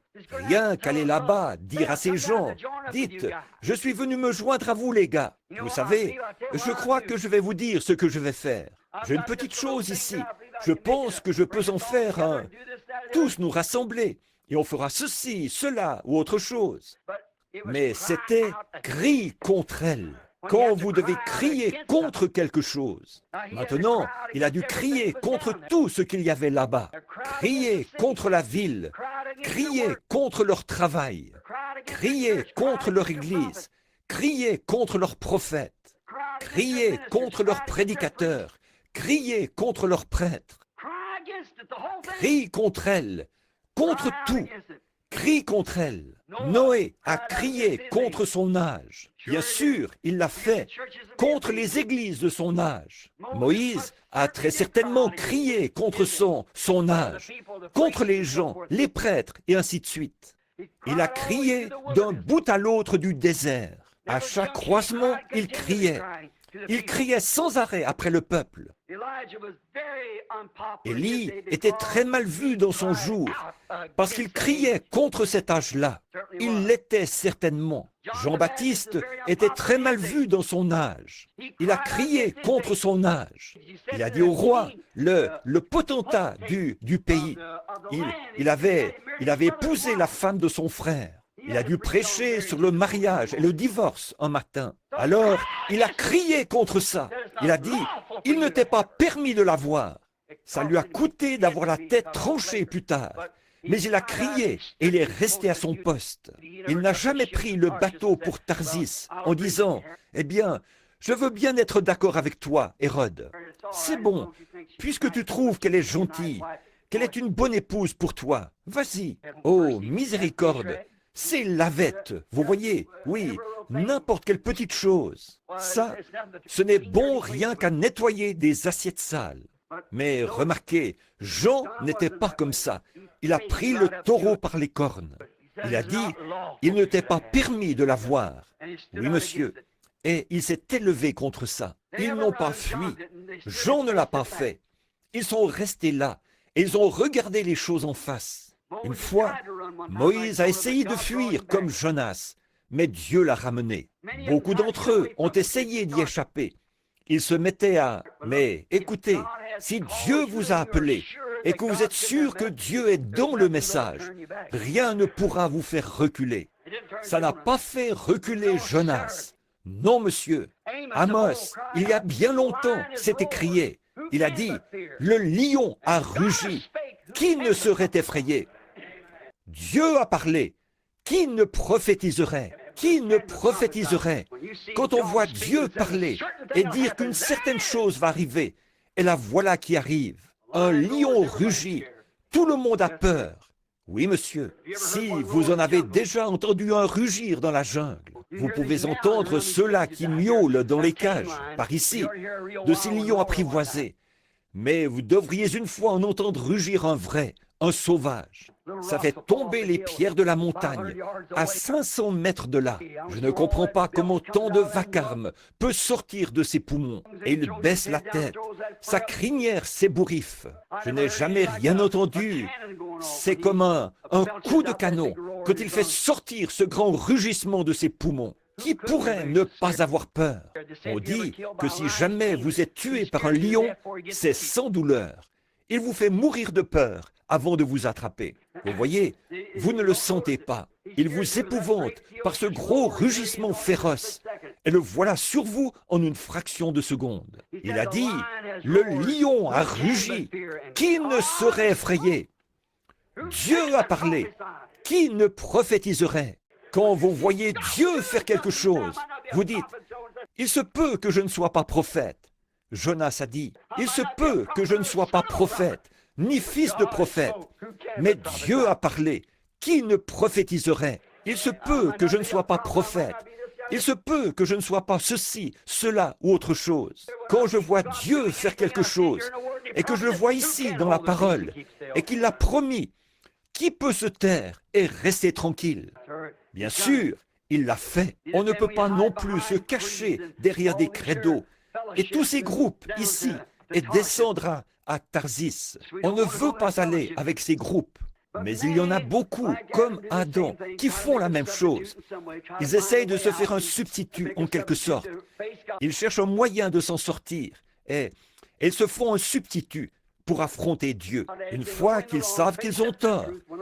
Quand ils ont été confrontés à la vérité, il a suivi sa femme et il a fait exactement ce que Dieu lui avait dit de ne pas faire. Il a avancé tout droit et il l'a fait quand même. Alors, il s'est retrouvé nu, elle et lui, tous les deux, dans le jardin d'Éden. Leurs yeux se sont ouverts. Ils savaient ce qui était bien et ce qui était mal à ce moment-là. Et là, il a essayé de trouver un substitut pour se couvrir avec ça. Maintenant, c'est à peu près comme ça qu'on fait aujourd'hui. Une excuse. On dit, eh bien, je vais te dire, si c'était ici, ou si ceci, ou si, c'est comme, voyez, mais vous devez faire face à la chose. Ou bien c'est juste, ou bien c'est faux. Et si c'est juste, qu'on s'en tienne à ça. Si c'est faux, qu'on s'en éloigne. C'est tout. Prenez ce qui... Trouvez ce qui est juste. Pas question d'attendre plus longtemps. Trouvons tout de suite ce qui est la vérité et ce qui est juste. Et qu'on s'en tienne à ça. Nous savons que c'est vrai. Maintenant, nous trouvons aujourd'hui que les gens sont tellement... On dirait qu'il n'y a plus aucune sincérité dans les églises. Là-bas, on habite dans la maison d'une précieuse sœur qui vient à l'église ici. Elle est probablement assise ici ce soir. Et elle la loue assez aux gens. Et elle était vraiment très gentille avec nous pour cette maison, de nous laisser avoir la maison. Alors, je mentionnerai bien son nom, mais elle ne voudrait peut-être pas que je le fasse. Et elle était si gentille avec nous. Et on ne voudrait surtout pas la dénoncer. Mais elle a été une femme très, très gentille. Et dans la maison, il y avait une télévision, là, dans un coin. On a une petite, des maisons jumelées. J'ai une grande famille et pas mal d'enfants. Et vous savez, il leur faut des lits. Il y en a plein. Et des tas d'affaires dessus. Alors on doit enjamber ceci et cela quand on entre et quand on sort. Et alors là-bas, il y avait une télévision. Et sur cette télé, le dimanche matin, ces enfants se sont mis à regarder un genre d'émission où on chante des cantiques. Vous savez, il y aurait presque eu de quoi vous faire honte s'il n'y avait pas un vrai christianisme quelque part sur lequel vous puissiez mettre la main, de voir ce que les gens appellent le christianisme. Oh, on dirait qu'il n'y a plus aucune sincérité là-dedans. Oh, on dirait qu'ils ne... Oh, c'est affreux de les voir grandir le poing et se battre à l'écran, tout en essayant de chanter des cantiques et tout ça. Ils font des blagues que même un marin ne ferait pas. Ils disent tout ce qui leur passe par la tête. Ils plaisantent et ils font n'importe quoi. Vous savez, on dirait que le caractère sacré du christianisme a perdu sa place. Maintenant, je vais à l'église et je vois le pasteur monter sur l'estrade et annoncer qu'il va y avoir un concours de natation. Toutes les femmes vont mettre leur maillot de bain. Elles vont toutes aller là-bas. Il va y avoir un concours de natation pour les femmes. Et il va y avoir un genre de fête. On va faire plein de poulets frits et jouer au loto et des tas de choses comme ça. À mon avis, ça enlève la vraie sincérité du christianisme. On se permet n'importe quoi. En venant ici, j'ai remarqué, on voit, vous savez, on voit plus nos sœurs porter des shorts ici où il fait froid qu'on en voit là-bas où il fait chaud. Vous voyez, c'est vrai. Là-bas où il fait vraiment chaud, il n'y en a pas tellement qui en portent. Mais ici où il fait froid, elles le font. Vous voyez, elles ne se rendent pas compte que c'est le diable qui fait ça. Voyez, maintenant, si c'était pour être bien, pour être plus à l'aise, ce serait autre chose. Sur un homme, je trouve que c'est affreux à voir sur un homme. Mais on ne ferait pas attention à un homme. Mais la femme, son corps est sacré. Elle doit le garder sacré. Et de voir des vieux, on peut voir les gens aujourd'hui. Il y a deux esprits. Et l'un d'eux, c'est le Saint-Esprit. L'autre, c'est un esprit malsain. Et c'est par ça qu'on est gouverné. Et ils sont tous les deux religieux. Et oui, c'est ça qui est étonnant. Ils sont tous les deux religieux, comme Jacob et Ésaü, tous les deux religieux, comme Caïn et Abel, tous les deux religieux, comme Judas et Jésus, tous les deux religions, tous les deux religieux. Et on le voit aujourd'hui, religieux des deux côtés. Vous voyez, c'est le même esprit. Les gens meurent, mais l'esprit ne meurt pas. Il continue. Tous les deux religieux. Il y a un côté qui possède le Saint-Esprit. Ceux-là vivent la vie qu'ils doivent vivre. Et ils marchent dans la piété et l'honnêteté. Ils ne vous rouleraient pas d'un centime. Et ils font tout aussi honnêtement qu'ils peuvent pour vous aider. Et les autres vont aussi gentils qu'on peut l'être. Et les autres, on voit, c'est tout à fait l'inverse. Et pourtant, tous les deux sont des esprits religieux. Les deux. L'un, le Saint-Esprit, et l'autre, un esprit malsain. Et si vous remarquez, même s'ils se disent religieux, ils vont se moquer de vous. Ils vont vous traiter d'exaltés. Ils font tout ce qu'ils peuvent. Ils ne tiennent pas compte de l'immuable parole de Dieu, comme si elle n'avait jamais été écrite. Voyez, vous avez beau dire, bon, écoutez, si le baptême, mais j'ai le Saint-Esprit, et vous êtes là, un cigare à la main, en train de fumer? Oui, j'ai le Saint-Esprit. Moi, je ne pense pas que ce soit mal de prendre un petit verre. Moi, je ne pense pas que... Voyez, et vous avez remarqué, moi, je ne pense pas. Mais Dieu, lui, il pense autrement, vous voyez, d'après sa parole. Voyez, et ce qu'ils font, en fait, c'est qu'ils crachent dessus. C'est tout à fait ça. Tout comme ce type-là, cet infirme qui est arrivé en rampant cette fois-là. Quand David était excommunié de son trône, il montait la montagne des Oliviers. Il s'en allait en pleurant alors qu'il montait. Il regardait en arrière. Et ce type-là est sorti en se traînant, là. Et il lui crachait dessus. Et le garde, là, a dit... Je laisserai la tête de ce chien sur lui, qui crache sur mon roi. David a dit, laisse-le.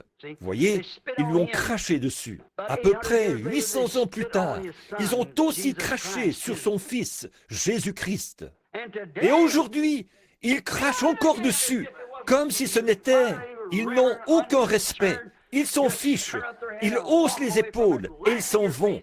Et ils vous rient au nez. Pourquoi ? Ils sont sur un bateau pour Tarsis. C'est cet appel à Dieu. Vous devez crier contre le mal, crier contre le péché, crier contre ce qui est faux. Maintenant, souvenez-vous, ce sera, dites donc, l'heure. Vous savez, j'ai 2 heures de décalage. À Tucson, il est seulement 19h10. Et je commence à ne plus trop être à ma place ici. Bon, maintenant souvenez-vous qu'on devra en répondre. Souvenez-vous, ceux qui crachent sur Christ vont en répondre. Quand David est revenu de son exil, quand il avait fui, quand il est revenu, souvenez-vous que ce type-là s'est jeté face contre terre et il a imploré sa miséricorde. Il avait craché sur David quand il sortait, mais il aurait été prêt à baigner ses pieds de larmes quand il est revenu. Et un jour, ceux qui ont percé Jésus le verront, et ceux qui le percent aujourd'hui le verront aussi. Un jour, ça les rattrapera. Souvenez-vous, Apocalypse 22, il exige de nous que nous gardions chaque parole qu'il a écrite. Chaque parole. Maintenant, nous savons que sa présence est ici. C'est confirmé, nous l'avons.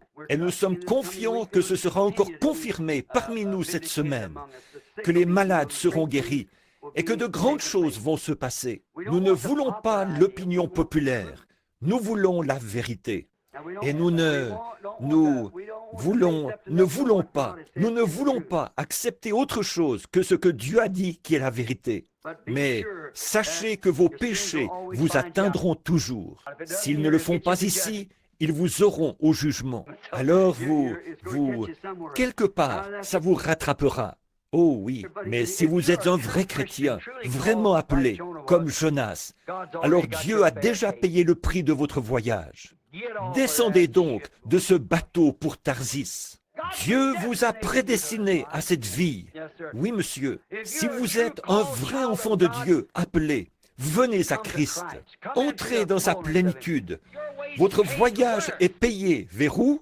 Il est payé vers Ninive, pas vers Tarsis. Vous êtes prédestinés. Votre bateau, il y a un bateau qui part à l'instant même. Il se met en route.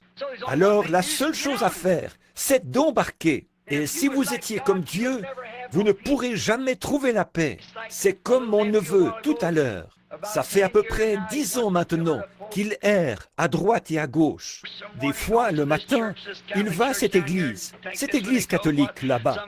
Et il prend celle-là à cause de ce que dit un Saint-Père là-bas. Et puis, un autre par-ci et un autre par-là. Et qu'est-ce qu'il y gagne au bout du compte? Voyez? Et maintenant, il a encore faim et soif. Je lui ai dit, mon garçon, ta place, c'est là-bas, à l'autel. Voyez? Il n'y a pas moyen d'y échapper. Quand Dieu est à vos trousses, vous faites mieux d'abandonner la partie et d'y aller. C'est tout. Souvenez-vous, Dieu, eh bien, Dieu était dans le bateau, Dieu était dans la tempête, Dieu était dans le poisson. Partout où il allait, Dieu était là. Voyez, Dieu est là. Et ça n'arrêtera pas de vous poursuivre. Alors pourquoi attendre plus longtemps? Commençons ce réveil comme il faut.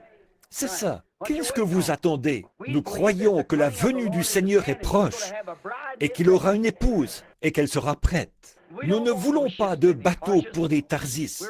Nous allons à Ninive. Nous allons dans la gloire. Amen. C'est vrai. Nous allons là où Dieu va bénir. Et c'est ce que nous voulons faire. Rester dans la présence de Dieu. Alors, avec nos cœurs, pas tellement nos mains, mais nos cœurs devant Dieu, jusqu'à ce qu'il nous ait imprégnés et réimprégnés, comme ça, des rayons de sa gloire, et qu'il ait cuit en nous sa bonté, et qu'il ait fait mûrir ce que nous avons pour que ça devienne une réalité. Voyez-vous? Et qu'alors nous puissions montrer à d'autres que Jésus-Christ est vivant. Oh là là! Nous voulons croire ça. Et souvenez-vous, partout où Jonas allait, Dieu était dans le bateau, Dieu était dans la tempête, Dieu était dans le poisson. Il a continué à suivre Jonas jusqu'à ce que sa volonté parfaite se fasse. C'est vrai. Et si jamais il est à vos trousses, vous pouvez vous esquiver par-ci et vous esquiver par-là, mais vous serez malheureux tant que vous ne reviendrez pas faire la chose que vous aviez commencé à faire pour lui au départ. Voyez, n'allez pas fuir la présence de Dieu. Regardez les choses en face. Si vous croyez que c'est la vérité, alors, si c'est la vérité, ça vaut la peine de vivre pour elle, de mourir pour elle et tout le reste. Et si jamais il vous a confirmé que c'est la vérité, alors pas moyen de fuir nulle part. Il sera là de toute façon. Vous ne pouvez pas le faire. Par le prophète auquel il avait pourvu, celui qu'il avait établi pour aller là-bas apporter ce message. Bon, on pourrait penser qu'il aurait pu envoyer un autre prophète, mais c'est Jonas qui l'avait établi pour ça. Et même Élie n'aurait pas fait l'affaire. Jérémie n'aurait pas fait l'affaire. Moïse n'aurait pas fait l'affaire. C'est Jonas qui devait aller à Ninive. Un point, c'est tout. Il l'a commissionné et lui a dit d'y aller. Et quand il dit « Va là-bas, Jonas, va à Ninive », personne d'autre que Jonas ne peut y aller. Et quand Dieu vous dit quelque chose, il faut que vous le fassiez. Et personne d'autre que vous. Voyez, on n'a qu'à l'accepter et aller le faire. Nous croyons que nous vivons à l'heure où Dieu est en train de faire quelque chose. Nous croyons que nous vivons maintenant parmi eux maintenant. Je crois que je prêche ce soir à cette assemblée qui est là, en train d'attendre là pour mûrir.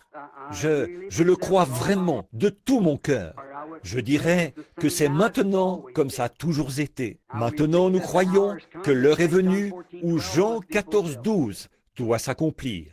Nous croyons que Malachie 4 doit s'accomplir. Nous croyons que Luc 17, 30 doit s'accomplir.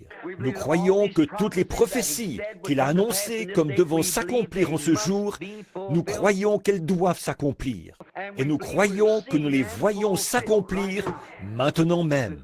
C'est tout à fait vrai. Arrêtez de fuir. Ne sortez pas de sa présence, mais entrez dans sa présence. C'est vrai. Et je sais que c'est ce que vous désirez. Parce que là-dehors, j'ai vu des plaques d'immatriculation du Texas, de la Louisiane et de partout. C'est pour ça que nous sommes ici. Non pas pour fuir sa présence, mais pour accourir dans sa présence. Revenez, descendez de... Été un Jonas. Si vous vous êtes demandé vers où aller ou que faire, venez. Embarquez avec nous sur le bateau ce soir. Nous allons à Tarsis pour crier, ou à Ninive pour crier.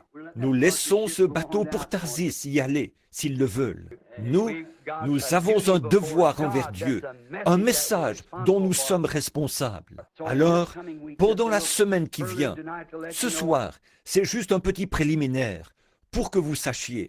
Si je crie, frère, c'est que je suis seul responsable d'un message. Vous, les prédicateurs qui êtes assis ici, je ne suis pas ici pour vous blesser.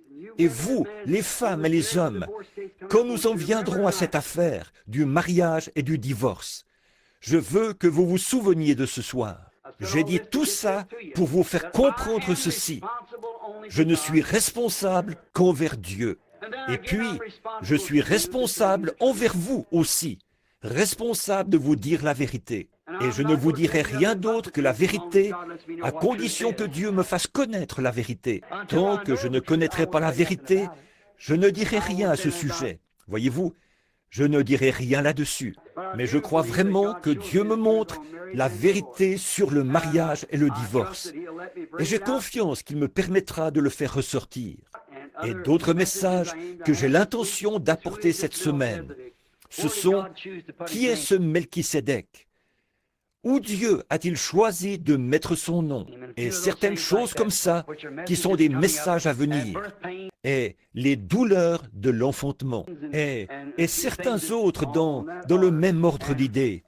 Et pour compléter, un homme qui choisit son épouse.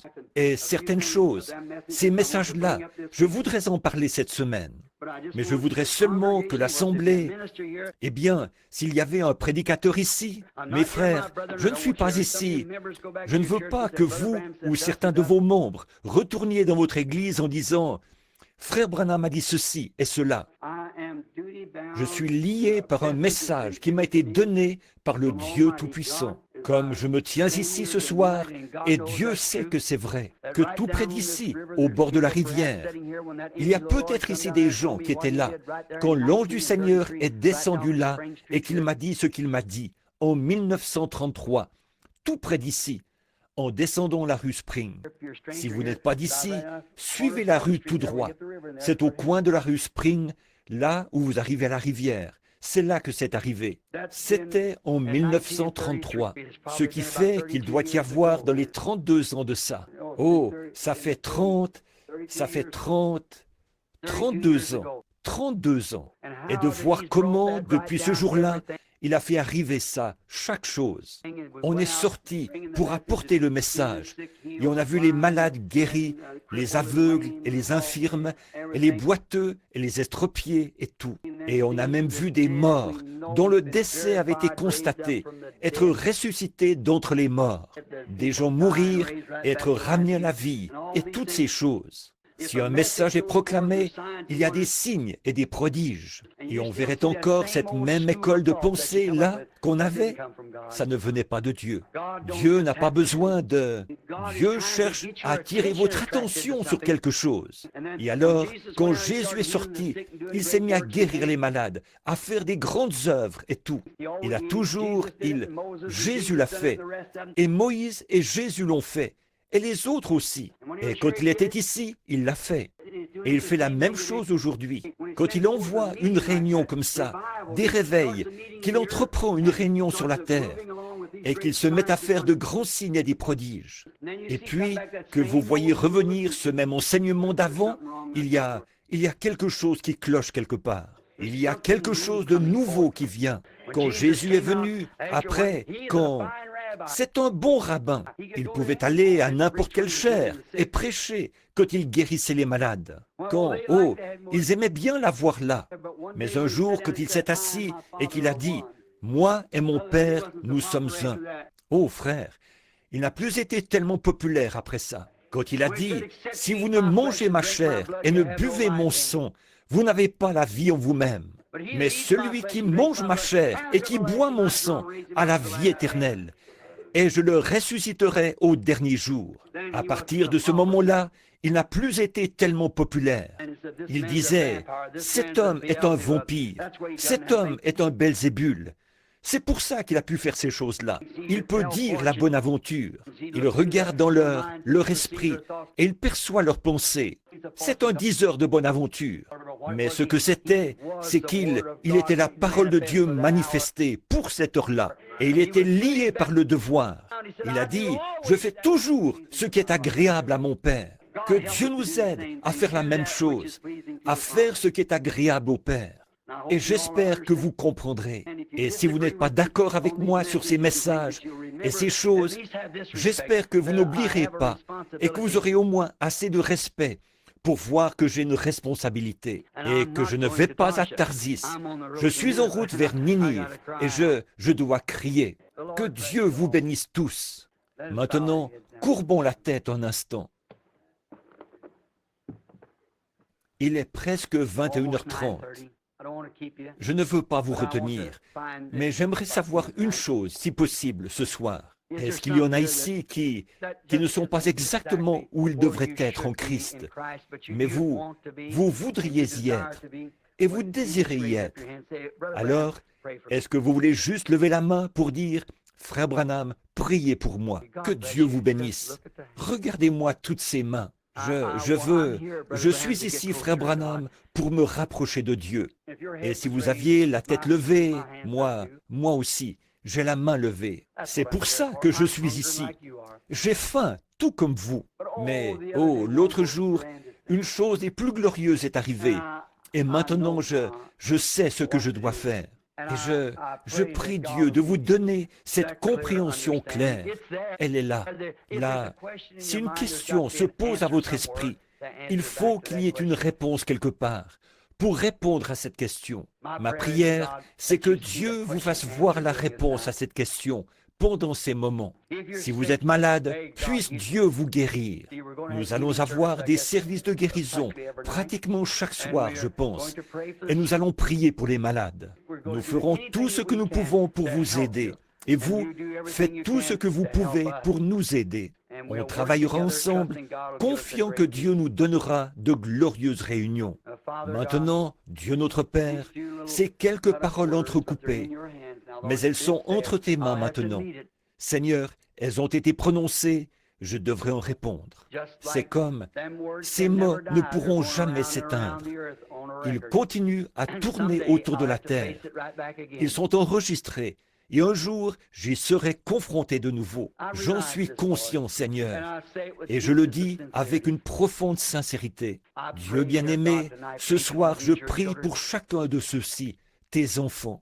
Et, ô Dieu, je veux croire qu'avant la fin de cette semaine, ils comprendront que la question qui les préoccupe tant ce soir sera réglée. Accorde-le, Seigneur. Il y en a ici qui ne te connaissent pas encore comme leur Sauveur, Père, ou qui n'ont peut-être jamais été remplis du Saint-Esprit. Que ce soit fait ce soir. Seigneur, je ne peux remplir personne du Saint-Esprit, pas plus que je ne peux sauver qui que ce soit. Je peux seulement leur dire ce que tu as dit. Heureux ceux qui ont faim et soif de la justice, car ils seront rassasiés. Et je te prie, ô Dieu, de créer une telle faim dans leur cœur. Beaucoup, Seigneur, forcément qu'ils ont faim. Sinon, pourquoi est-ce qu'ils feraient des centaines de kilomètres sur des routes verglacées et tout, et à travers la pluie dans les montagnes, et à travers les déserts, pour venir dans un petit bâtiment là, au coin de la rue. Et alors, je repense à ce que tu as dit. En quelque lieu que soit le cadavre, là s'assembleront les aigles. Nourris-nous, Seigneur, de ta manne divine. Donne à nos âmes ce dont nous avons vraiment besoin. Nous avons soif de toi, Père. Nous sommes entre tes mains maintenant. Et que le glorieux Saint-Esprit, qui est descendu sur la montagne là-bas l'autre jour, qu'il sature, je te prie, chaque cœur qui est ici de sa bonté, de sa miséricorde et de compréhension. Père, nous sommes conscients que c'est de ça que nous avons besoin, c'est de comprendre. Car si nous ne savons pas ce que nous faisons, comment pouvons-nous savoir le faire? Mais il nous faut de la compréhension. Comme Daniel le disait, il avait compris par les écrits du prophète Jérémie. Et Père, nous comprenons par l'écriture du Saint-Esprit, comme il veut nous la révéler dans cette heure-ci. Exauce, Seigneur, les désirs de toi que nous avons. C'est avec un cœur rempli de tendresse que nous te le demandons, Père, pour ta gloire, au nom de Jésus-Christ. Maintenant, gardons la tête inclinée. Et pendant que notre sœur joue ça, il me donnera grâce et gloire et m'accompagnera jusqu'au bout. Je voudrais que vous priez en silence maintenant et que vous demandiez au Père Céleste de vous accorder ce soir ce dont vous avez besoin. Mon cher frère, ma chère sœur, il est aussi proche de vous que votre bras. Vous m'avez cru pour d'autres choses. Alors croyez-moi pour ça. Il est ici pour vous donner tout ce dont vous avez besoin. Oh, ces dernières semaines, j'étais tellement affamé, tellement assoiffé. J'avais tellement envie de vous revoir. C'est pour ça que j'ai dit, Billy, rentrons chez nous. Mais Dad a dit, pourquoi veux-tu retourner là-bas où il fait froid, Bill? Tu attrapes toujours un mal de gorge et tout. Tu te retrouves toujours avec un rhume de cerveau, enroué, et tu n'arrives presque plus à parler. J'ai dit, eh bien, je ne sais pas. Je lui ai dit, je vois mon ami Charlie Cox assis là-bas. Je lui ai dit, je suis impatient d'entendre Charlie dire, le petit écureuil a grimpé sur cet arbre là-bas. J'ai tellement envie d'entendre ça. Je veux être avec vous, c'est tout. Je sais que mon frère Banks a été très malade.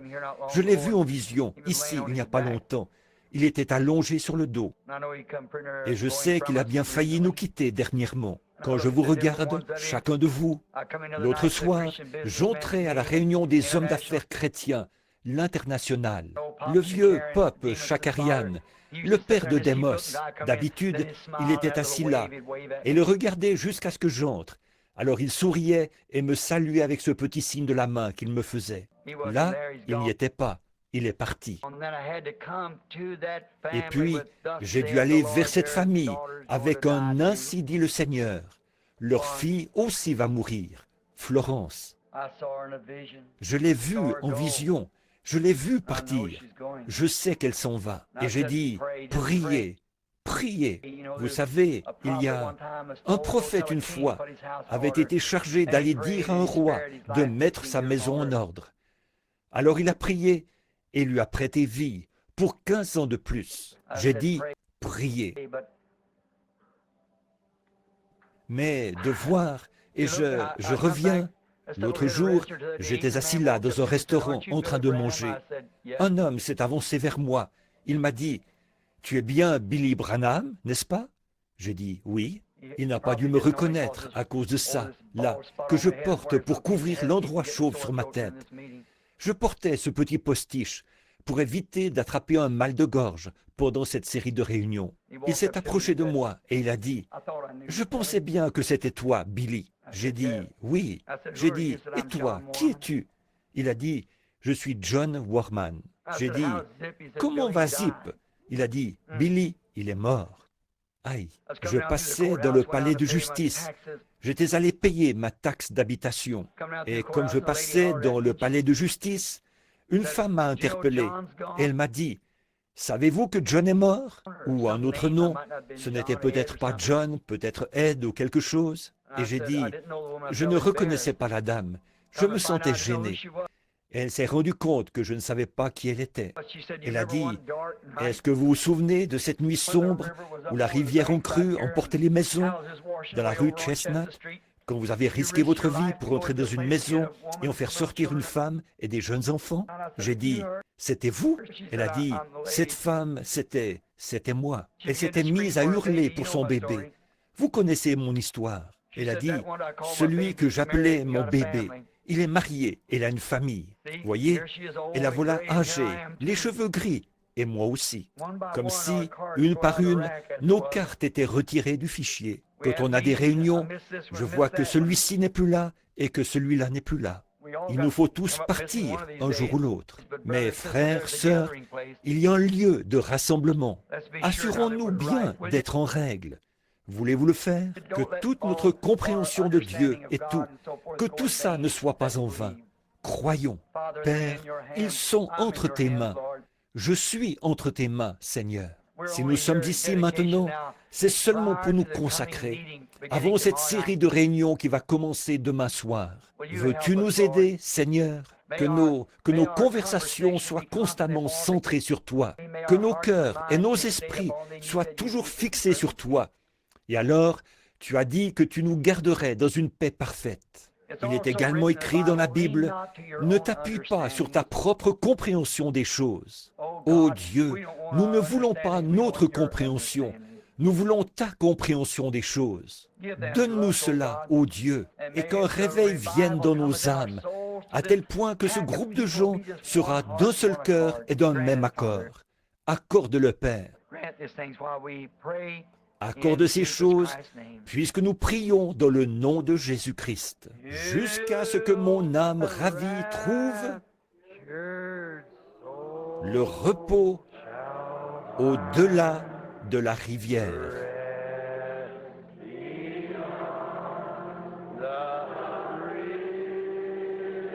Dans la croix,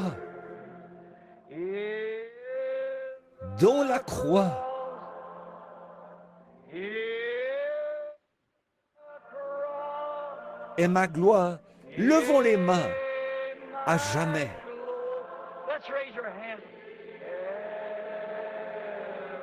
Jusqu'à ce que mon âme ravie trouve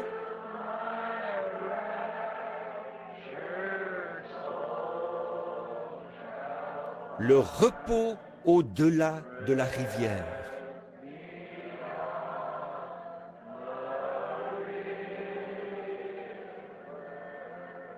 Jésus, garde-moi près de la croix.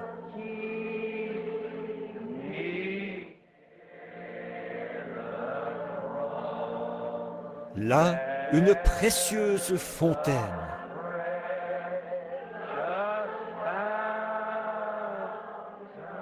Gratuite.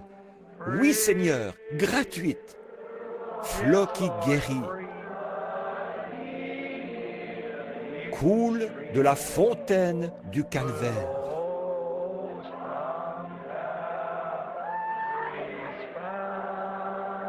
Dans la croix,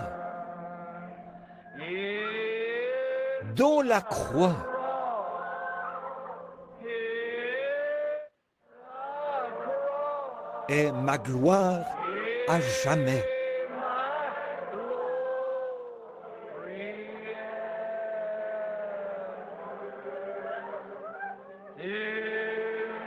Jusqu'à ce que mon âme ravie trouve le repos au-delà de la rivière.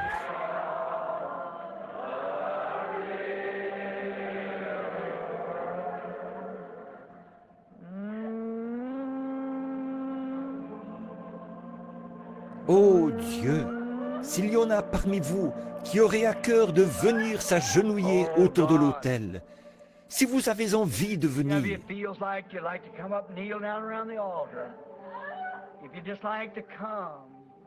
pour dire, je ne suis pas où je devrais être, Seigneur, je veux me reconsacrer, Je veux le faire ce soir, Seigneur.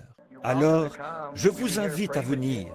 Nous serons ici pour prier avec vous. Dans la croix,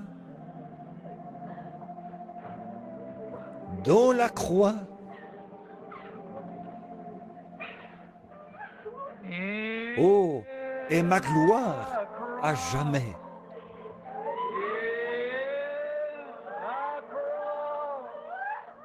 Jusqu'à ce que mon âme ravie trouve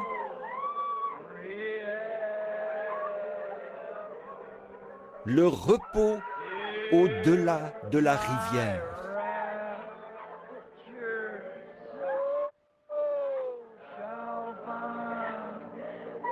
Jésus, garde-moi près de la croix.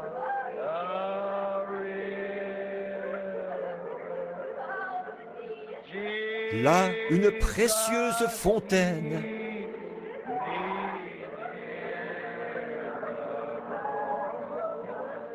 Gratuite pour tous. Un flot qui guérit. Coule de la montagne du Calvaire.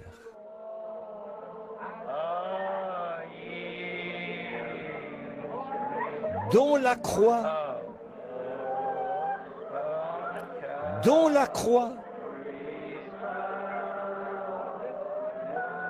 est ma gloire à jamais.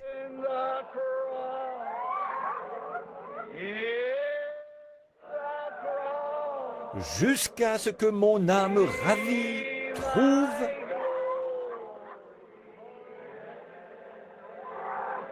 le repos au-delà de la rivière. Prions, chacun à sa façon maintenant. Oubliez donc l'heure.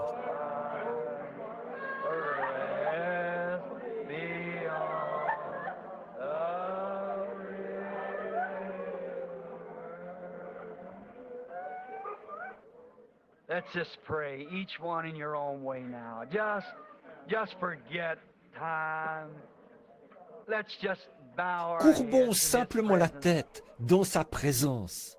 Il y a cette petite dame ici qui crie « Jésus, je t'aime ». Vous vous souvenez, quand vous avez été sauvés il y a bien des années, vous vous souvenez comme c'était doux pour vous? Il est tout aussi doux ce soir. Prions. Chacun à sa façon, maintenant. Consacrons-nous donc tous à Dieu. Consacrons-nous entièrement au Seigneur.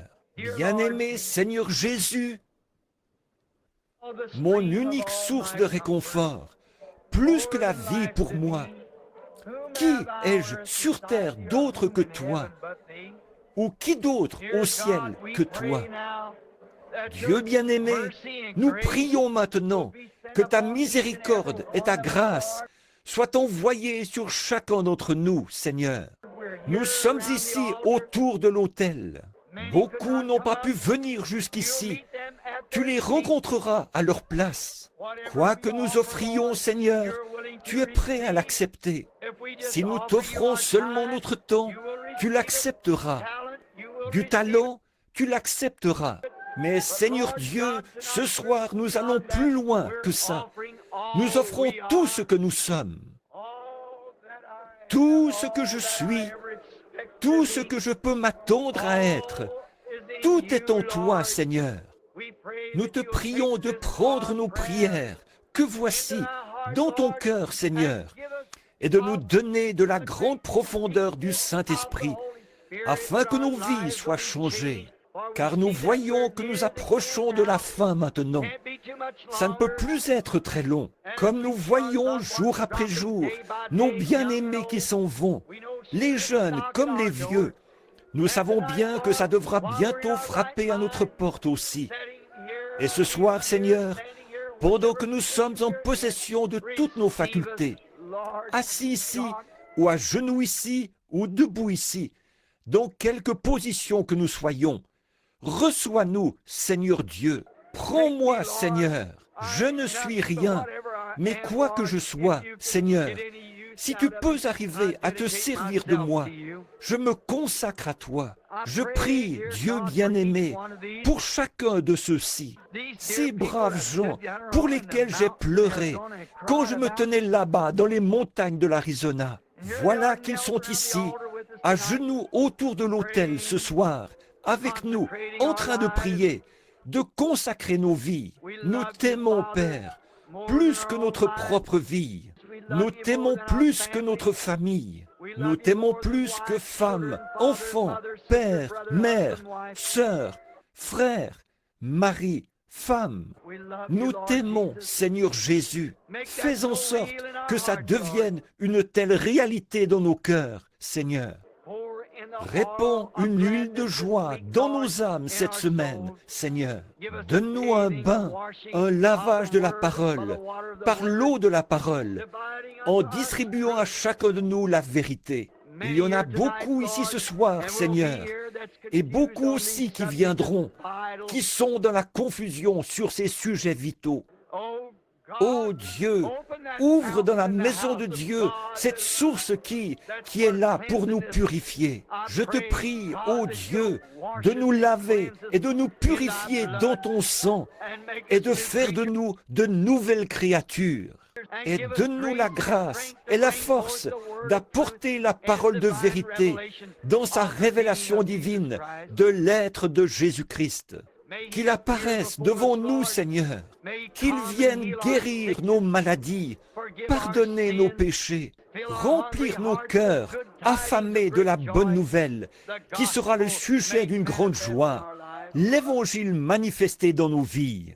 Bénis chaque pasteur, chaque conducteur de chant, chaque moniteur de l'école du dimanche. Bénis-nous tous, ensemble, Seigneur, car nous t'aimons vraiment. Et maintenant, nous sommes à toi, Seigneur, dans cette consécration. Dans le nom de Jésus-Christ, utilise-nous maintenant selon ta propre volonté. Ma foi regarde vers toi. Toi, agneau du calvaire. Ô Sauveur divin,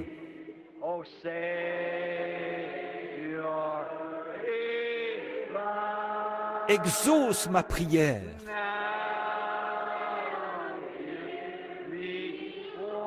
Enlève tout mon péché.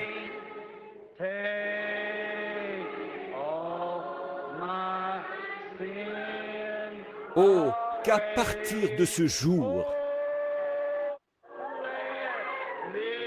je sois tout à toi. Vous aimez ça? Chantons-le encore.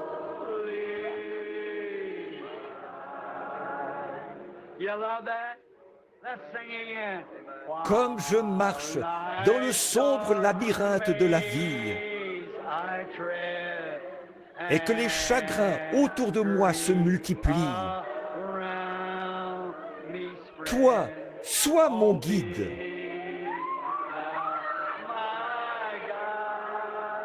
Ordonne que les ténèbres se changent en jour. Essuie mes larmes de tristesse.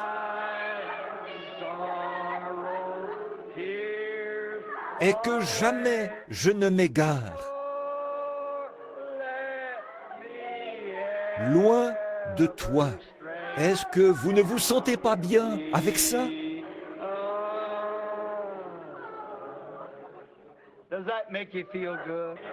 Combien aiment chanter ces vieux chants?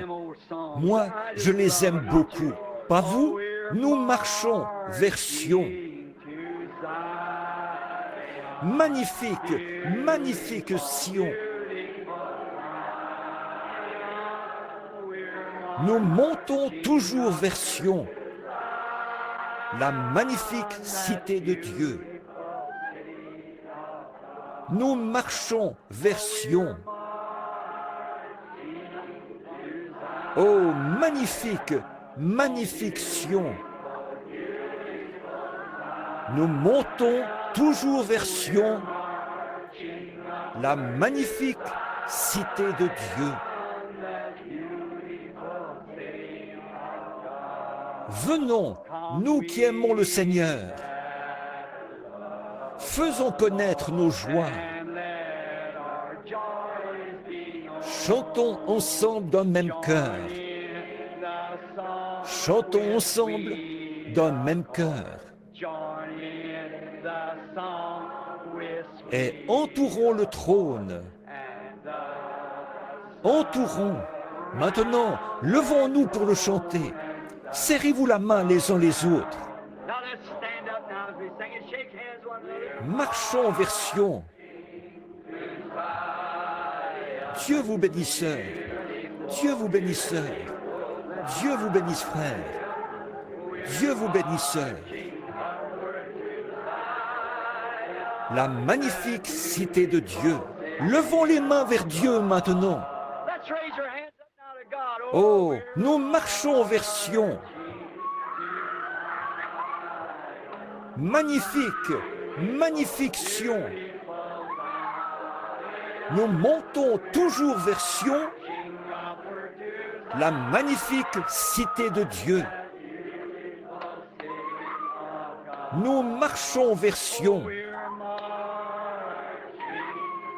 Magnifique, magnifique Sion. Nous montons toujours vers Sion, la magnifique cité de Dieu.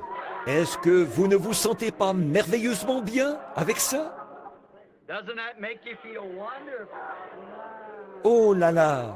Oh, levons les mains et louons-le chacun à sa façon.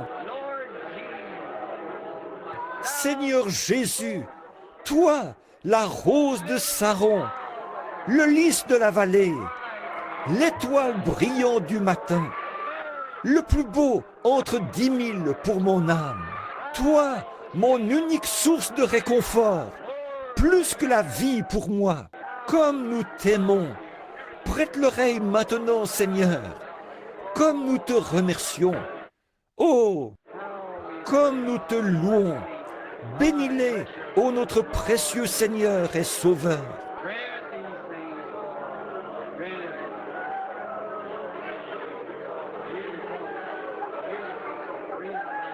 Accorde ces choses, Seigneur, accorde-le près de la croix.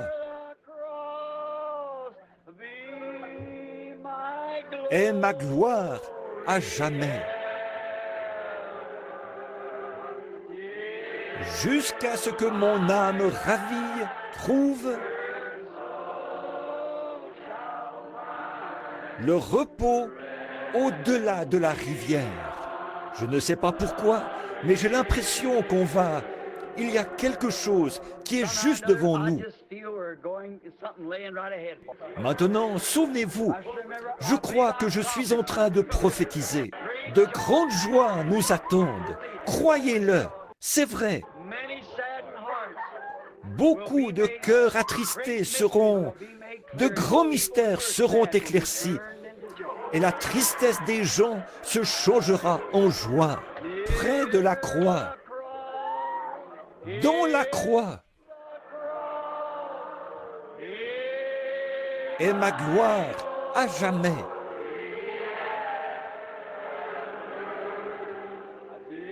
Jusqu'à ce que mon âme ravie trouve le repos au-delà de la rivière. Comme Jean, il y a bien longtemps, quand il était devenu trop vieux pour prêcher. On m'a dit qu'il restait assis et qu'il criait de toutes ses forces. Petits enfants, aimez-vous les uns les autres.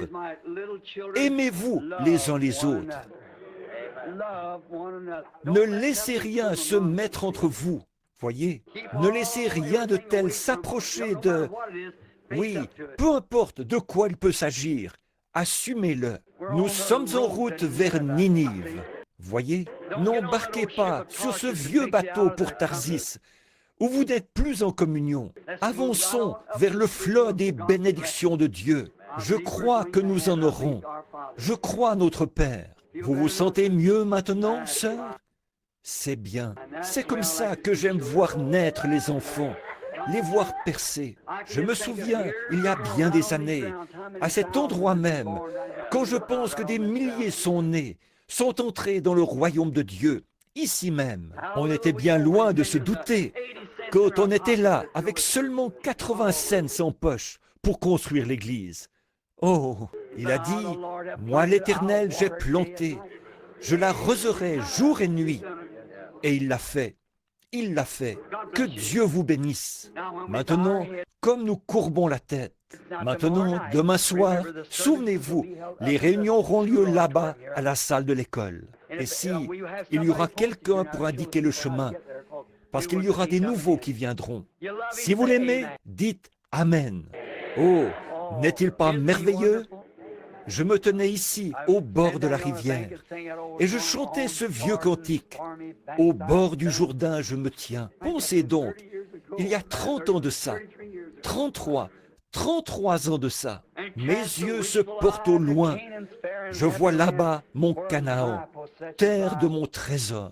Et beaucoup de ceux que j'ai baptisés ce soir-là sont là-bas maintenant. Ils se tenaient là, et ils ont vu de leurs yeux cette étoile du matin, quand elle est descendue des cieux en tournoyant comme ça, et qu'il a été dit, comme Jean-Baptiste a été envoyé pour apporter, comme précurseur de la première venue de Christ, ton message sera le précurseur de la seconde venue. Comment est-ce qu'on aurait pu l'imaginer?